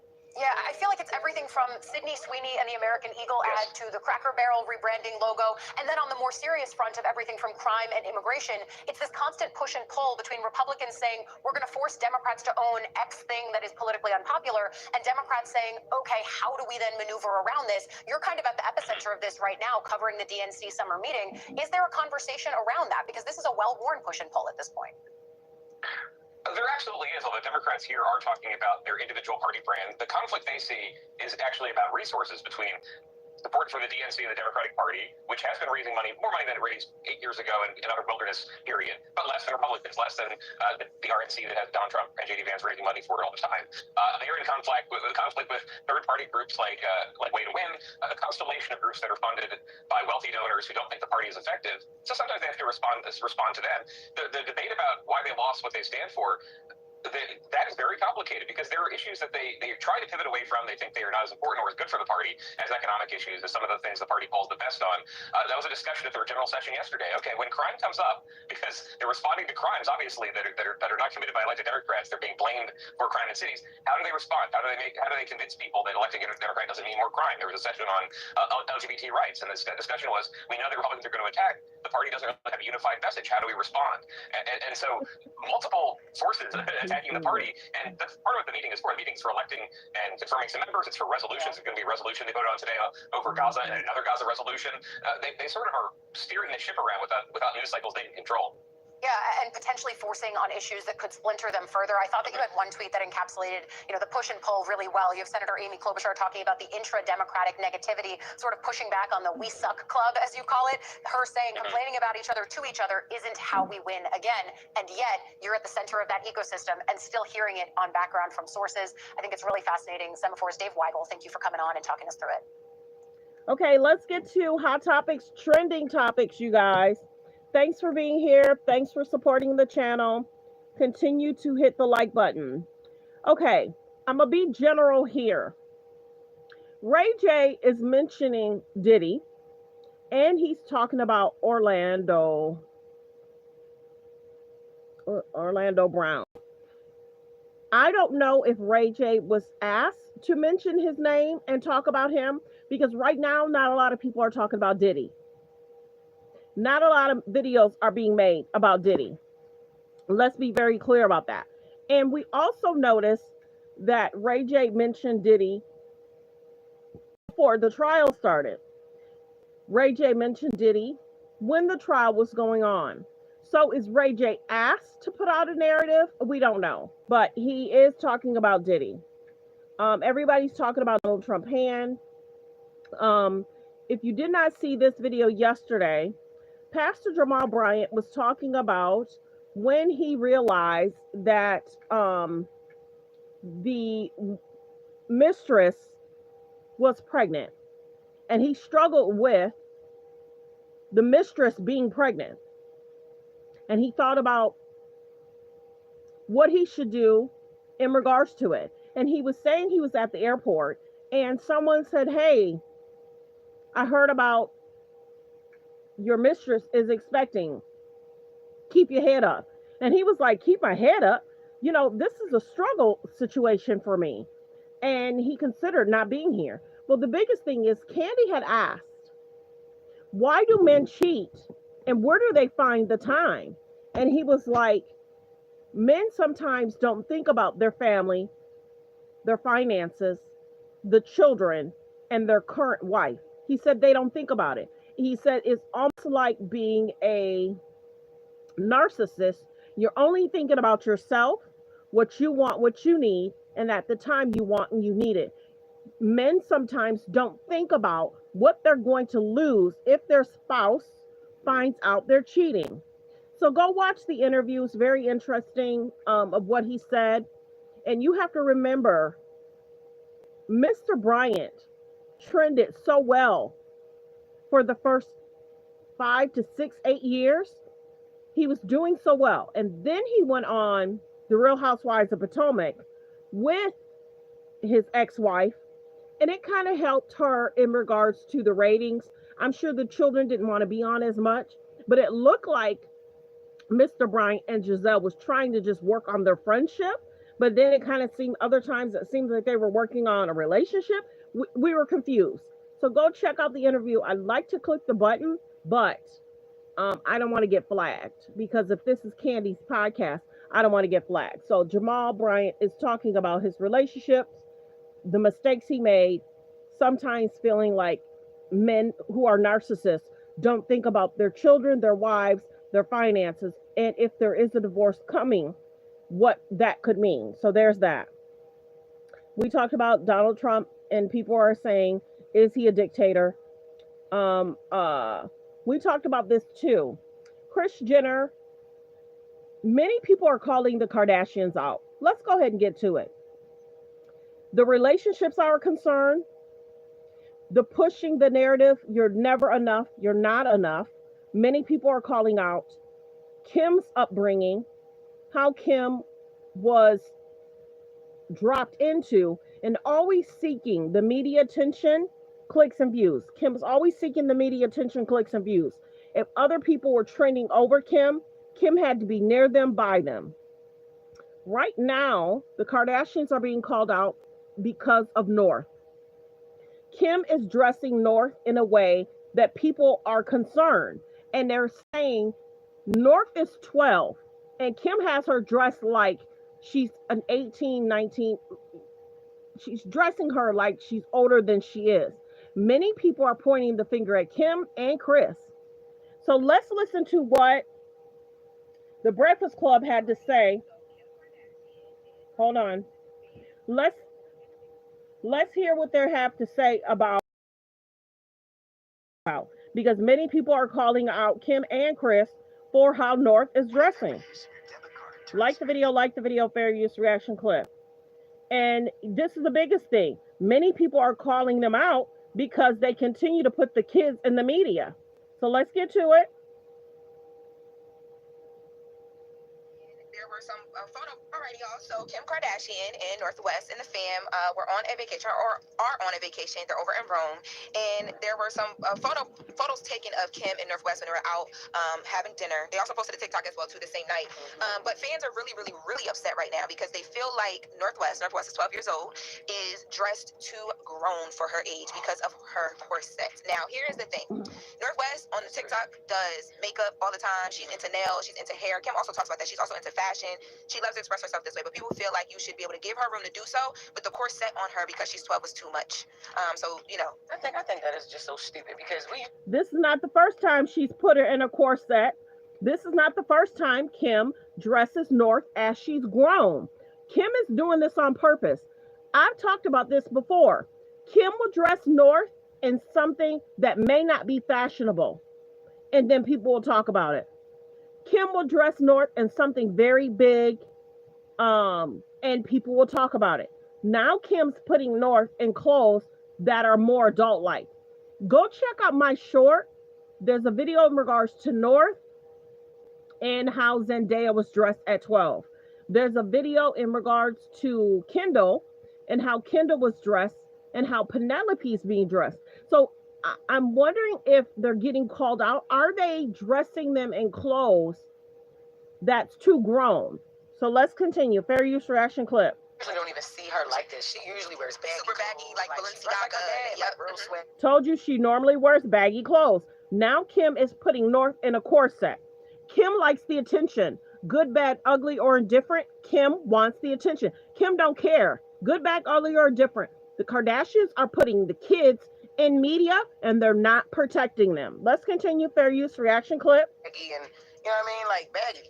Like so one night out because she got a corset on and she, mind you, she's fire. She looks so cute.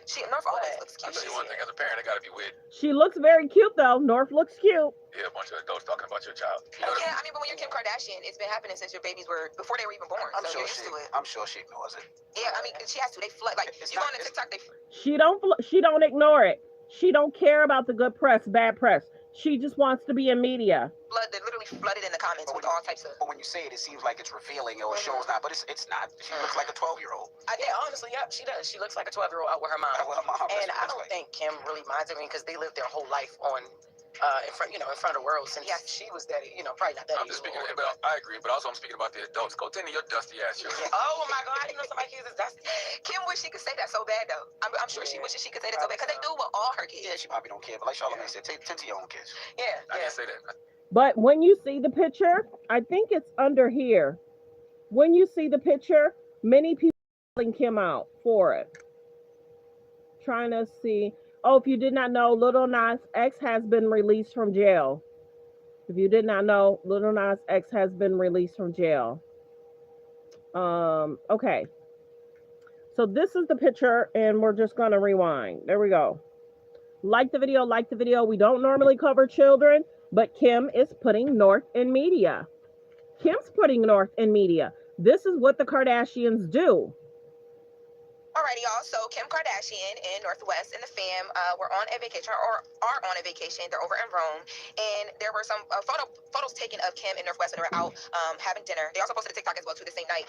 But fans are really upset right now because they feel like Northwest is 12 years old, is dressed too grown for her age because of her corset. Now, here's the thing: Northwest on the TikTok does makeup all the time. She's into nails, to hair. Kim also talks about that. She's also into fashion. She loves to express herself this way, but people feel like you should be able to give her room to do so, but the corset on her because she's 12 was too much. So, I think that is just so stupid because we usually don't even see her like this. She usually wears baggy, super baggy, like Balenciaga, like real swaggy, and you know what I mean, like baggy. Like now, go watch the show. I'm telling y'all, Kim has been called out and how she's been portraying North over the last 2 years. She was utilizing North for TikTok videos. Now, mind you, Kanye said he does not want North in TikTok videos, but Kim didn't care. But you guys all got to realize how Kanye is dressing Bianca. Look at how Kanye was dressing Bianca for the first year and a half concerning these celebrities want attention. Even if the child is going to be talked about, why isn't Kim protecting North from media? Who sent these pictures? A lot of times they'll have photographers and they'll push out the pictures. Kim is okay about her children being talked about. She knows what she's doing. Super baggy, unfashionable sometimes. And now she's got her in corsets. Who dresses their kid in a corset at 12? At 12. This is what she loves to do. Look at how she's dressed. Kim knows what she's doing. She wants to be in media at all costs. And it's unfortunate that the kids are in media and she wants them to be. Go look at the videos of how Kim was portraying North in the show. North was slapping her friend in the face. North was eating an onion. How sometimes North say things. Kim likes to almost put her in a situation where people are going to talk about North. Remember the Ice Spice thing? When North was with Ice Spice. Now, Kim had said that the nanny put out the video. Kim was saying she wasn't there. The nanny had put out the video, and then Kim got copies of the video. She said, oh, take that down. But go look at that video in regards to Ice Spice. It looks as if somebody's in the background folding clothes. I don't know if that's the nanny, or I don't know if that's Kim. But if she don't want to take responsibility for something, she won't. Kim is putting North in media for a reason. Kim wants the attention because she went from traveling in the world to trend with other people that are trending. Now she wants to trend with her daughter, whether it's the outfit, whether it's the hair, whatever it might be. Kim, most parents are protecting their children from media. Why isn't Kim protecting North from media? Many people are asking that. A 12-year-old in a corset, she's putting it out there. So many people are saying we don't normally talk about children. Kim's putting it out there for you to talk about North. This will make Kanye really upset. This can send Kanye over the edge. Now, don't forget, there's a documentary that's coming out. So Kim is trying to shift the narrative. Kim is trying to shift the media because of the documentary. Now, go check out the video. I think they went out on her birthday, and she was in blue hair then. And people were talking about the outfit then. But the biggest thing is Kim loves this. She doesn't care. Good, bad, ugly, or indifferent. She don't care that y'all talk about her kid. Because a lot of times the Kardashians will have a photographer with them and they'll post the videos. And say, for instance, if there's a story that didn't trend a lot, the Kardashians will keep posting different stuff so people will talk about it. So the biggest question is, why isn't Kim protecting North from the media? For years, she didn't make her look good at all. The comments she would make, North, be kinder to me. North talked about her outfit. North talked about Pete. Kim was not protecting North from media. So why isn't Kim protecting North from media? Kim wants the media attention, clicks, and views. She don't care if it does not make the children look good. Kim wants the media. And that's the sad part about it. That's the sad part about it.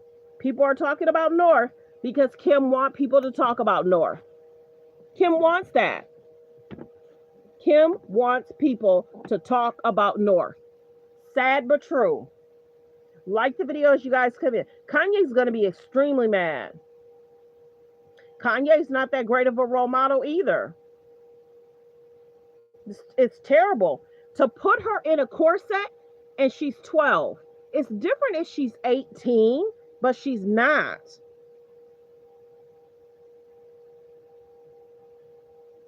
So people are questioning Kanye. People are questioning Kim. They're questioning it. They're not protecting them from the media because some people won't touch it. Some people won't touch it, but we're touching it because Kim continues to put the children in media because she wants the attention. She wants the attention. Kanye's no better because look how Kanye puts outfits on Bianca. Look at how Kanye puts outfits on Bianca on the streets, walking around town. And then people are saying, let's not forget how Kim got her start. True. And then remember how 2 years ago, Ray J spoke about what was going on. I can't confirm or deny what Ray J was saying was true or false, but it's interesting. Oh, if y'all don't know too, Kim is seeking to do the bodyguard. Whether she gets the role or not, I don't know. I don't know if she's going to get that role. But many people are not supporting the Kardashians like they used to. Many people are not supporting the Kardashians like they used to. So many people are saying the Kardashians need to stop putting the kids in media. Cut it out. Stop putting the kids in media. And they don't care. They're still doing it. Because for a while, remember how they were only putting the girls in media. And they were keeping the young boys out of media, just like Rob. Would Rob be where Rob is if he wasn't close to Khloe? Think about it was Khloe, Lamar, and Rob. Would Rob be who he is if he was closer to a different sister? Let me know in the comments. So concerning. And see, this is the biggest thing. Kim is looking for a relationship, but not a lot of men are tying themselves. She's a mother of 4, beautiful, but a lot of times the Kardashians will talk about the men for a long, long time. Remember how she broke up with Pete and she talked about Pete almost once or twice a month? And Pete was in a whole different relationship. Pete was in a whole different relationship. So many people are calling her out as a mom. So do you think Kim's a role model? Good role model, yes or no? Let me know in the comments. Do you think Kim is a good role model, yes or no? Should she do better in regards to protecting North in media?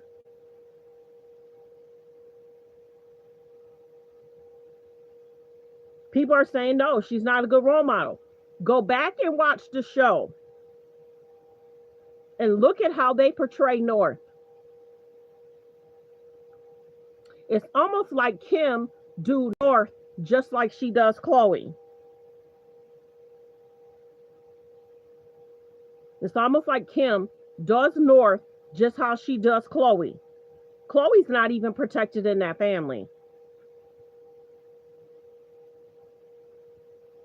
Do you think Kim and Kanye are good role models? So this is the biggest thing. I remember watching a video and someone saying, Kim is making North look away. So if when she does turn 18, 19, 20, people would be like, oh, well, we saw it coming. So people are like, no, Kim needs to put the brakes on it. This is the second time she put her in a corset. And then you got to remember, Kanye's not innocent either. Kanye made comments about the child. We don't normally talk about children, but Kim wants this.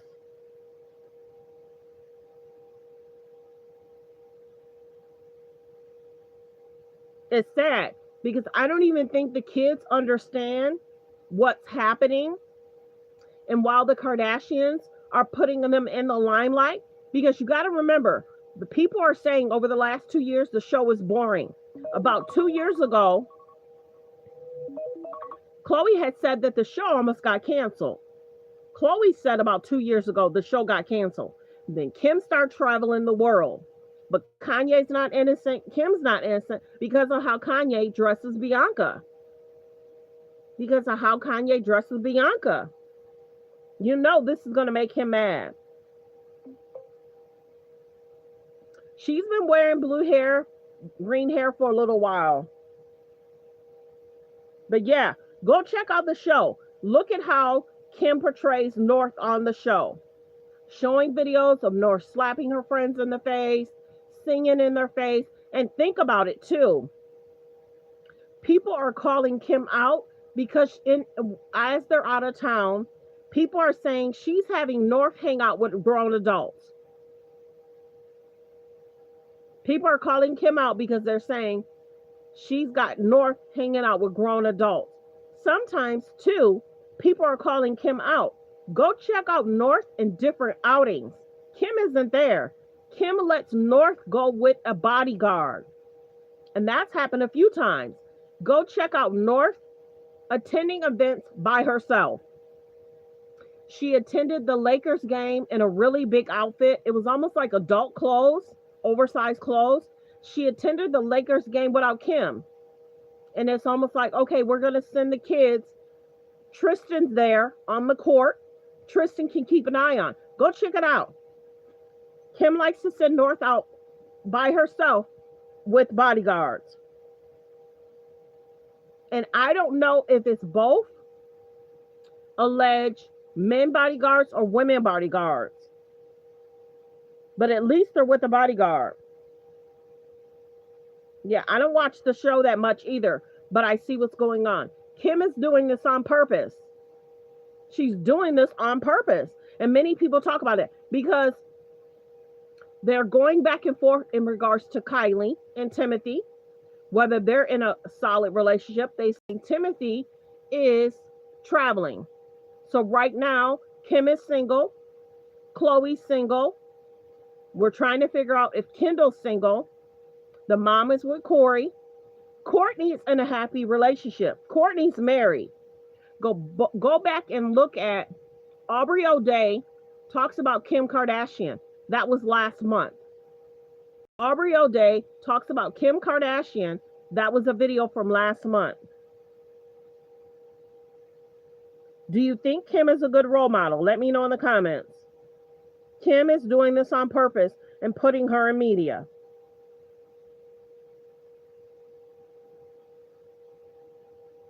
Kim is doing this on purpose and putting her in the media.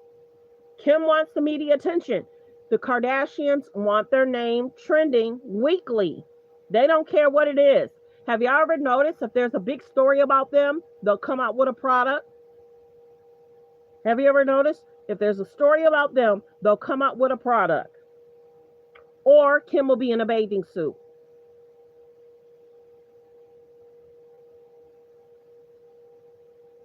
Yep. North looks amazing. She's a beautiful looking little girl, but Kim is putting the children in media. Go look, it's just not North. Kim is putting the other younger children in media too. Yeah. But it's also Kanye and Bianca. How Kanye dresses Bianca. And remember how Bianca first came out? She was in tights. Kanye had her in tights. Tights around her head, tights around her bottom. So concerning. The unhealthy relationships are concerning too. Shall we not forget? Remember how North was sitting on Pete Davis' lap? Let's remember that. North was sitting on Pete Davis' lap. She shouldn't have been on his lap. Pete could have put them in the go-kart. They could have been in the back seat. It was Pete Davis, North on the lap, and the younger child was in the back seat. Unacceptable. They put that video out. Her hanging with Ice Spice. Kim is doing this stuff on purpose, period. A lot of times I say allegedly, but Kim is not portraying North in a good light. She wants the media attention, good, bad, ugly, or indifferent. She should be protecting her child, period. She's getting a lot of backlash because of it. So, yeah, it's sad. It's sad, it's sad, it's sad. And it's not North's fault. North don't really understand what's really going on. She doesn't understand it, that the mom loves media attention, clicks, and views. She loves it. Let's continue. There were some photos taken of Kim and North West when they were out having dinner. They also posted a TikTok as well too the same night. But fans are really, really, really upset right now because they feel like North West is 12 years old, is dressed too grown for her age because of her corset. Now, and there will be some people that won't say anything bad or negative about Kim or Chris. We see it. They won't say anything negative. North is a beautiful child, and she should be protected from media. But Kim is doing this on purpose. She wants the media attention. Here's the thing. North West on the TikTok does makeup all the time. She's into nails. She's into hair. Kim also talks about that. She's also into fashion. She loves to express herself this way. But people feel like you should be able to give her room to do so. But the corset on her because she's 12 was too much. I think that is just so stupid because we usually don't her like this. She usually wears baggy, super baggy, like Balenciaga, real swaggy, and you know what I mean, like baggy. Like So one night out, because she got a corset on, and mind you, she's fire. She looks so cute. This is not the first time she had the corset. Kim got called out around the holiday time when North had the corset on that time. And Kim was sitting down. Remember that? This is not the first time. And you got to remember, Jay's no better. He said some stuff he shouldn't have said about North and putting her in media. North always looks cute. I'll tell you one thing, as a parent, it got to be weird to hear a bunch of adults talking about your child. Yeah, I mean, but when you're Kim Kardashian. But Kim is putting her in that position. That's why Kanye did not want North on TikTok with Kim.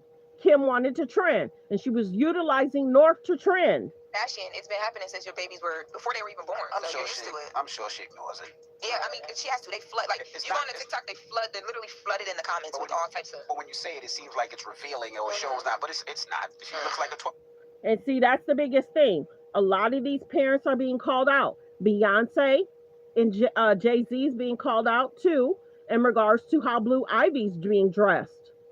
But they also continue to compare. They also keep comparing how Kim, remember how North did the Lion King thing? And it doesn't seem like she practiced that a lot. Kim was doing the same thing with North. It did not seem like North practiced a lot and Kim wanted her to be talked about. And then you have Blue Ivy, who's on tour with her mom. And people were like, okay, Blue Ivy wasn't doing great the first year. Then she did really better. She started practicing more. But they were comparing the two in regards to Blue Ivy had announced that she had a role in regards to the Lion King. Not even a month or two later, North was doing the Lion King as in a play. So Kim will pay attention to media and what other children are doing, and either she'll try and do something before, or she'll do something around that time, or she'll do something after. So Kim wanted to put North in the Lion King to get the buzz about that, because Blue Ivy was in the Lion King movie as a voiceover. So Kim pays attention to that. They're always chasing media attention, clicks and views. It's sad but true. And people called it out. Now, some of the parents had said, my child had practiced for months to get that role. And that role was given to North, and allegedly some of the parents was alleging my child was more talented. And then they're saying Kanye was there, Kim was there, and it was a great moment for Kanye and Kim to be in the audience supporting North. But many people are saying she purposely, and that's the other thing. In regards to the TikTok videos, Kim was okay with some of them being not as great as, or sometimes she was not singing. She was kind of lip singing. But yeah, Kim loves this. Kim loves it. It's the sad but true. We don't normally talk about children. We normally cover the face, but Kim loves the attention. That's why Kanye said, Kim, do not put my children on TikTok. Kim didn't listen. So let me know in the comments, is she a good role model? Is she doing this on purpose? A lot of parents are being called out for putting their children in media. It does take a village to raise children. And the Kardashians have a lot of nannies, allegedly. And sometimes Kim is not there if North goes to like an event, sometimes you don't see him. It seems as if sometimes North is with a supervised person or a bodyguard. So y'all let me know in the comments. Should Kim take the children out of media? And is she trying to distract from the Kanye documentary? Are the Kardashians utilizing the children to trend and go viral? But true. Every week, the Kardashians want to trend about something. They literally have to have a library full of what they're going to do the week before, what they're going to do, where they're going to travel. And Kanye should have did better in protecting his kids and not making the comments he was making. So it's sad. Kanye will never be able to get those children away from Kim. Never. The courts will never give the kids to Kanye. Yeah, it's almost like, you know how they say about child stars, putting them in the industry too fast, not letting them grow up. And then you hear the children say, I didn't have a childhood. They didn't have a childhood. So we won't be surprised. Okay, let's go back. Think about Kylie. Kylie dated Tyga at what age? Kylie dated Tyga at what age? Y'all know that in the comments. And Kylie was mothering and being kind to Tyga's child, and allegedly go back and look at what Black China said. Kylie was dating Tyga at what age? Allegedly, Larsa Pittman was dating Tristan. Think about the friendships. Are the Kardashians in healthy and happy relationships? And then some of the people say the men are problematic. Let's go back. Kanye West, concerning. Tristan Thompson and his cheating stuff, concerning. Lamar Odom and his concerns. And then don't go back. Let's go back. You got the Kanye documentary out. And then TMZ did something with Lamar Odom. TMZ sat down with Lamar Odom. And it tried to make Khloe look like she was a great wife while he was cheating on her.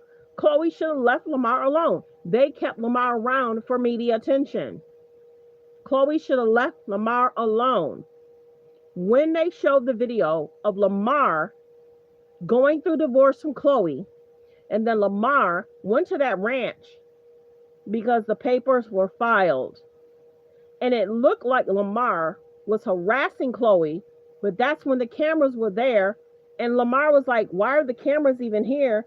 I'm just trying to talk to you. I thought you wanted to talk, but how did the cameras even know I was here? So Lamar called out the Kardashians. And then the biggest thing is, yeah, Khloe stood by Lamar's side, but should she have? Remember how Lamar talked about he was cheating and Khloe allegedly brushed up on a girl. She did. And then think about it. Khloe married Lamar after what, knowing him in less than 100 days? Khloe married that man. So keep an eye on how these Kardashians treat these kids. Many people are calling Kim out, and they should. This will really make Kanye mad, but what can Kanye say when Kanye's dressing his wife a certain kind of way? Kanye isn't protecting his own wife. And then Kim was calling Kanye's wife out. She needs to dress appropriate. And then they're saying Kim had a recent ad out, and it looked like her outfit was sheer too. So be careful, y'all. Be careful. These Kardashians, many people say, are they good role models? Yes or no? And then they say how Kim got her start.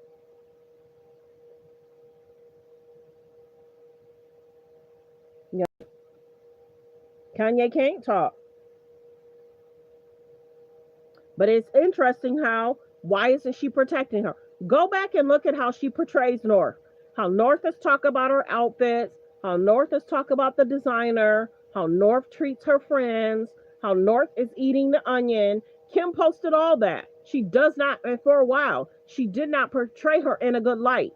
The TikTok videos, and now it's like, okay, you guys are talking about, I need to brush up on the TikTok videos, need to be better. I need to portray her better. So now it's like she's allegedly dressing her in older adult clothes, which is concerning. North is a beautiful girl. Beautiful girl. There's limits. And then don't forget when Kim was supporting Balenciaga. Sometimes she would wear Balenciaga around her children. She's still been wearing Balenciaga. Many people called out Balenciaga in their ad. So it's like, how could you still be supporting Balenciaga? I think that's when people turned on Kim. The North situation, the TikTok situation, the Lion King situation, the Balenciaga situation. There's been so many situations. The Pete Davis and Kanye situation. People have been side-eyeing the Kardashians for a minute. And then they want the men to be on the show. Be on the show or talking about the show. Once they started putting Tristan on that show, Many people were like, we don't want to hear from Tristan. He cheated on Khloe. But it's sad that's the story of Khloe, though. Many of the men have cheated. Lamar cheated. Tristan cheated.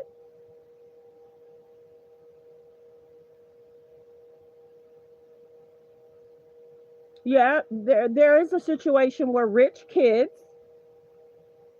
are more fashionable, but still rich kids can still be in outfits that's made for 12-year-olds. Kim likes to dress North in adult clothes. Look at how Kim had North dressing as Kanye for what? A good 4 months? Remember the beard thing? Wearing Kanye's clothes. Then she went through the stage of oversized clothes, still adult clothes. And now she's having her wear a corset at 12. Excuse me? Here nor there. Like the video as y'all come in. There's that. Many people are calling Kim out. And I keep saying, are the Kardashians role models, yes or no? And you guys a lot of times are saying no. And then this is the outfit the next day. She looks cute in that. That's better because it's not a corset. But Kim will continue to utilize the kids to trend and go viral. She'll continue to do it. She'll continue to do it. And there's nothing Kanye can say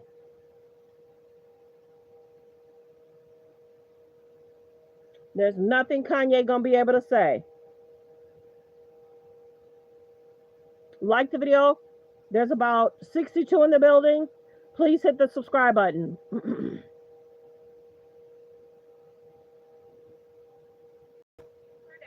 and Northwest and the fam were on a vacation or are on a vacation. They're over in Rome, and there were some photos taken of Kim and Northwest that are out having dinner. Alrighty, also Kim Kardashian and Northwest and the fam were on a vacation or are on a vacation. They're over in Rome, and there were some photos taken of Kim and Northwest that are out. Now this outfit is a lot better. It seems more appropriate. The skirt is a little small because she bent over. The skirt is a little small. She bends over. But this is what Kim wants to do, though. Having dinner. They also posted a TikTok as well too the same night. But fans are really upset right now because they feel like Northwest is 12 years old, is dressed too grown for her age because of her corset. Now here's the thing. Northwest on the TikTok does makeup all the time. She's into nails, she's into hair. Kim also talks about that. She's also into fashion. She loves to express herself this way, but people feel like you should be able to give her room to do so. But the corset on her because she's 12 was too much. So you know, I think that is just so stupid because we usually don't even see her like this. She usually wears baggy super baggy, clothes, like Balenciaga, like real swaggy, and you know what I mean, like baggy, like. Yeah. So one night out, because she got a corset on, and mind you, she's fire. She looks so cute. She North always looks cute. I tell you one thing, as a parent, it got to be weird to hear a bunch of adults talking about your child. You know yeah, I mean, but when you're Kim Kardashian, it's been happening since your babies were, before they were even born. I'm sure she knows it. Yeah, I mean, she has to, they flood, like. This is a better outfit. It's just the skirt is too small. You know, on the TikTok, they literally flooded in the comments with all types of. But when you say it, it seems like it's revealing or it shows not, but it's not. She looks like a 12-year-old. Yeah, honestly, yeah, she does. She looks like a 12-year-old out with her mom. And I don't think Kim really minds it because they lived their whole life on, in front of the world since she was daddy. You know, probably. I agree, but also I'm speaking about the adults. Go tend to your dusty ass. Yeah. Oh my God, I didn't know somebody uses that. Kim wish she could say that so bad though. I'm sure she wishes she could say that so bad because they do it with all her kids. Yeah, she probably don't care, but like Charlamagne said, tend to your own kids. Yeah. I didn't say that. I said tend to your dusty ass. That is so messed up. Yeah, I think it's dusty. Because we don't know if their kids are dusty, but tend to your own kids. Dusty could be a man. Take him out again. What? So people that do videos on the Kardashians, they're up on what's being posted, what's being shown.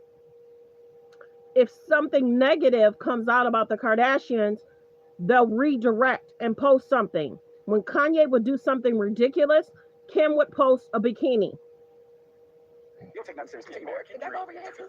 Yeah, that's like a gay inside of me right now. Said it went over my head. Well, in other news, an update here. But like the video. Y'all let me know. Is Kim right to dress North like this? Or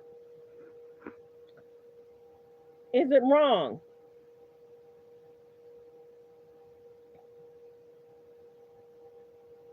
Let me know in the comments. Is it right for Kim to dress North like this, or is it wrong?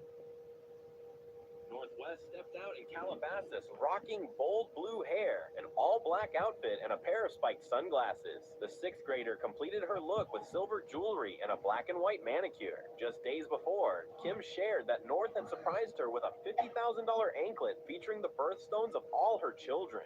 Northwest stepped out in Calabasas rocking bold blue hair, an all-black outfit, and a pair of spiked sunglasses. The 6th grader completed her look with silver jewelry and a black and white manicure just days before. So that was the time that people were calling because North was dressed in the blue hair. Kim Kardashian took her daughter Northwest to Los Cabos, Mexico for a special 12th birthday trip. They stayed in a luxury beach house and spent their days cruising on a private yacht, hanging out by the pool, playing volleyball, and watching movies under the stars. Kim wore stylish beach outfits throughout the trip, while North and her friends made the most of the sunny getaway. Kim Kardashian took her daughter Northwest to Los Cabos, Mexico. So a lot of times when Kanye has the kids, we may see a quick video, see a lot. You need to have some like loyalty. Where mommy talks about people, you cannot talk to them. Why would you tell Angie because I hated her outfit? Kim was telling. This is Kim getting mad at North for talking about Kendall's outfit. Me like all night. She's like, no, it's great, your look is great, I love it. And then North and Penelope were in my room after, and I go, oh guys, like, who was your favorite of the night? And they were like, you were actually our favorite. And I was like, oh my god, stop, really? And they were like, yeah, we really loved yours, you were our favorite. And I was like, your mom said she But then Kim shaded it but didn't tell Kendall in her face. really liked my look too. And she goes, she was lying, she told me she did not like your look. So Kim is putting North in a situation where what Kim is saying, North is telling people, even if it's shade. Even if it's shade.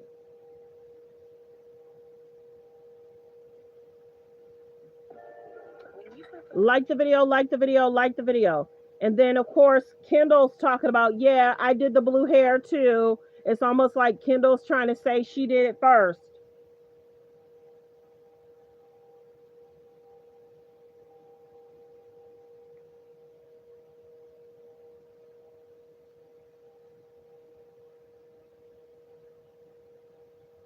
Very familiar shade of blue. The famous Northwest Kardashian channeling Kylie Jenner's style with a blue do. The daughter of Kim Kardashian and Kanye West debuting a new hairstyle on TikTok that's dyed a very familiar shade of blue. The famous family's fans now flashing back to King Kylie era, when the beauty mogul rocked multiple edgy styles, including the blue look seen here in 2014.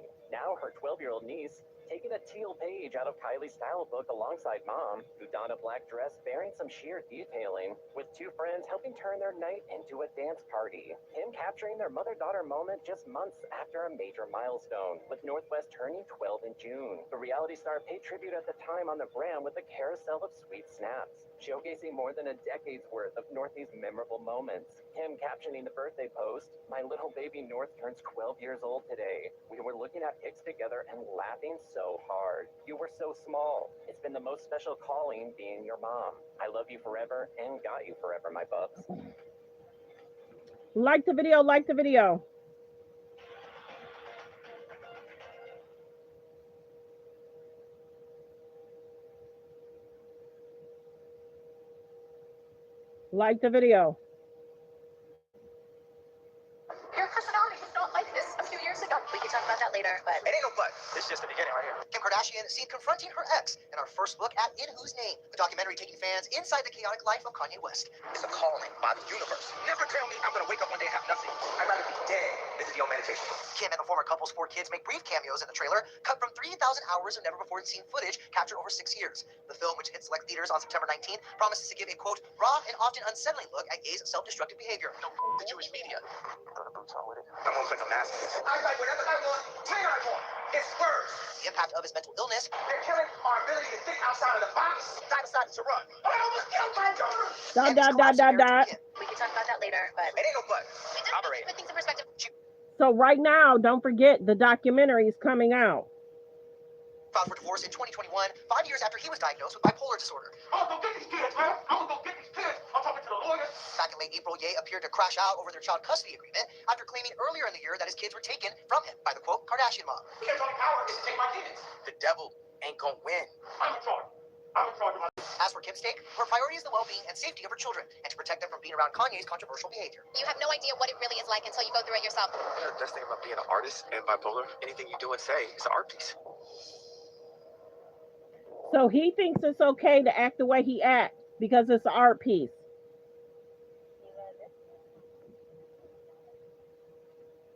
Like the video, like the video. From shapewear to makeup to tequila, this family has monetized just about everything. So who's bringing in the most?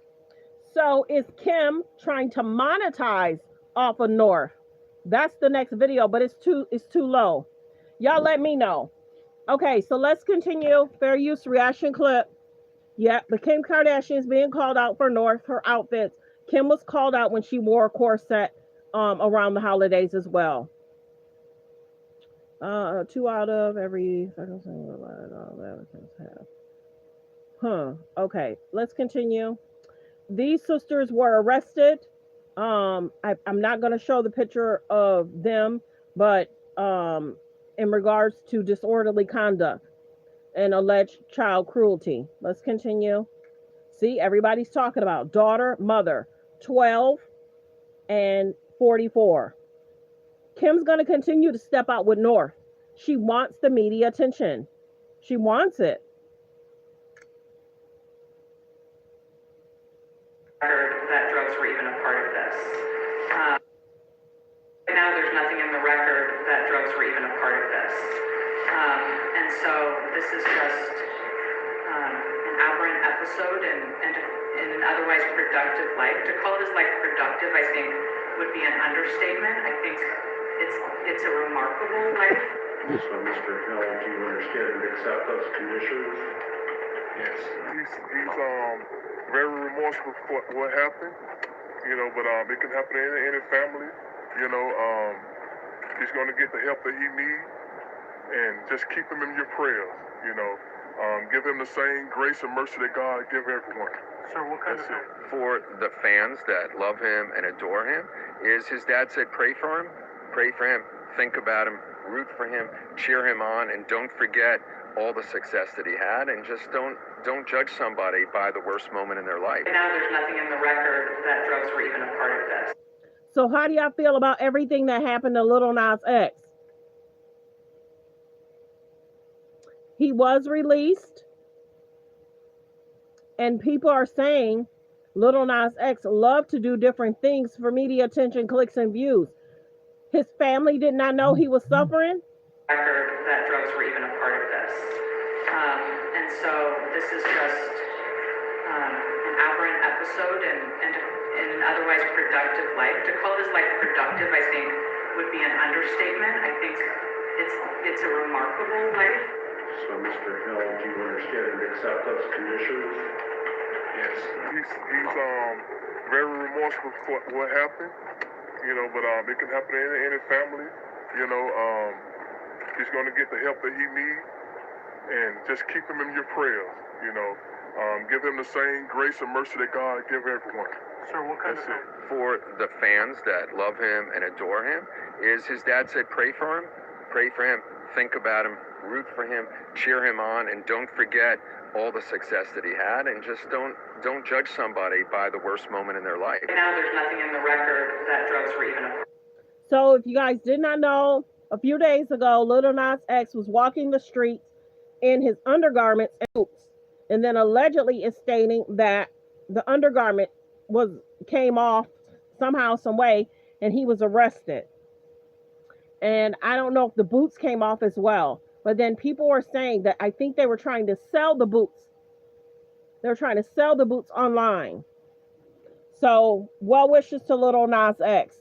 What do you really think that's going on? Should friends have noticed something? Should his family have noticed something prior to it getting to be that way that day? I ain't saying she a gold. Like the video. So now people are saying, was Kanye right? Fans are saying Kanye West was right about Kim Kardashian. North looks amazing. Let's not get that confused. But Kim wants the media attention. She may continue this just for media attention, or she may continue this once a month. Yes, a parent is supposed to spend time with their child, but who took the pictures? Who sent the pictures in? We're not going to see this unless she sends it and approves it. Who posted the pictures? Who sent the pictures in? Real talk. There's times. And you got to realize, Kim likes to go to hotels, walk out like no other famous person has went to that hotel. Kim loves to go to hotels, walk out of the hotel, and the media's there. Like no other famous person is staying at the hotel. And we never really see other pictures from other people being at the hotel. The Kardashians love to call the media. So I don't know if this is a PR stunt. I don't know if they call the PR team. I don't know. She may have thought, let me send this. Let's post it. North looks cute. Who knows? But how should a 12-year-old dress? Rich or not rich, how should a 12-year-old dress? Many people are saying, was Kanye right? Is this going to make Kanye upset and furious? Now people are talking about his child. But Kanye has said stuff he shouldn't have said. And people called that out too.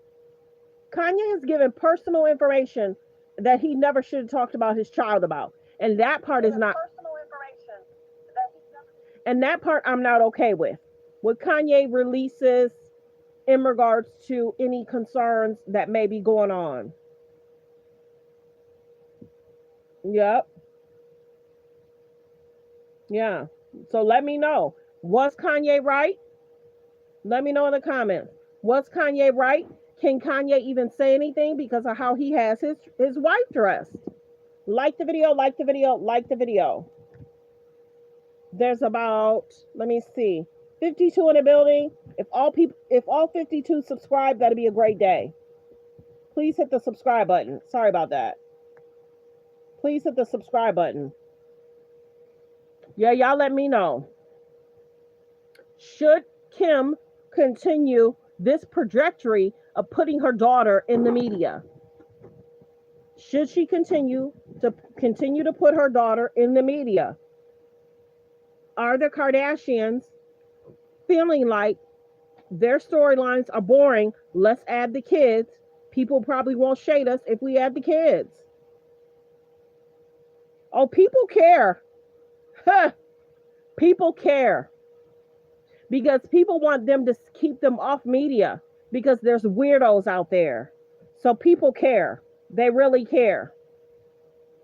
And this is the biggest thing.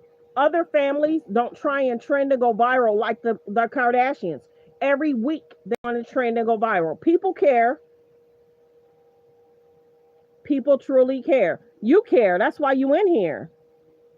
People want them to keep the kids off media because there are weirdos out there. Many people want the Kardashians to keep the children off media because there's weirdos out there. Just like with the TikTok situations.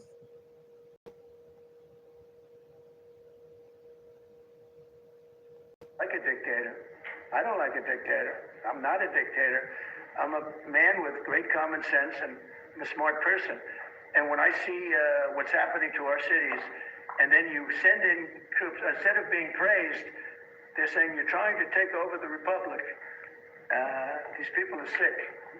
I'm really saying, and I say this to all of you, in a certain way we should wait to be asked because they have cities that are so under control, out of control. So we go in and fix it. They take the full credit for it, and they go out and say, I heard it this morning. They're saying how well they've done over the last 10-day period, that they set record lows. They don't say that we're there with very tough people, by the way. They have to pass the toughness test, otherwise they're not working for us. So, and we're allowed to do that now according to the United States Supreme Court decision. Now they have to pass the toughness test. If they're not tough, we don't want them for this job. They might be great for other jobs. Like the video, like the video. Fair use reaction clip.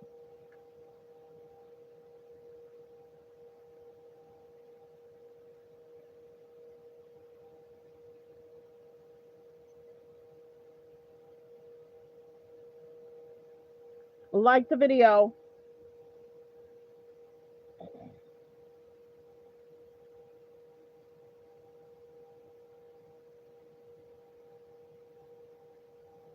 Okay, you guys, that is the show. I thank everyone for being here and supporting the channel.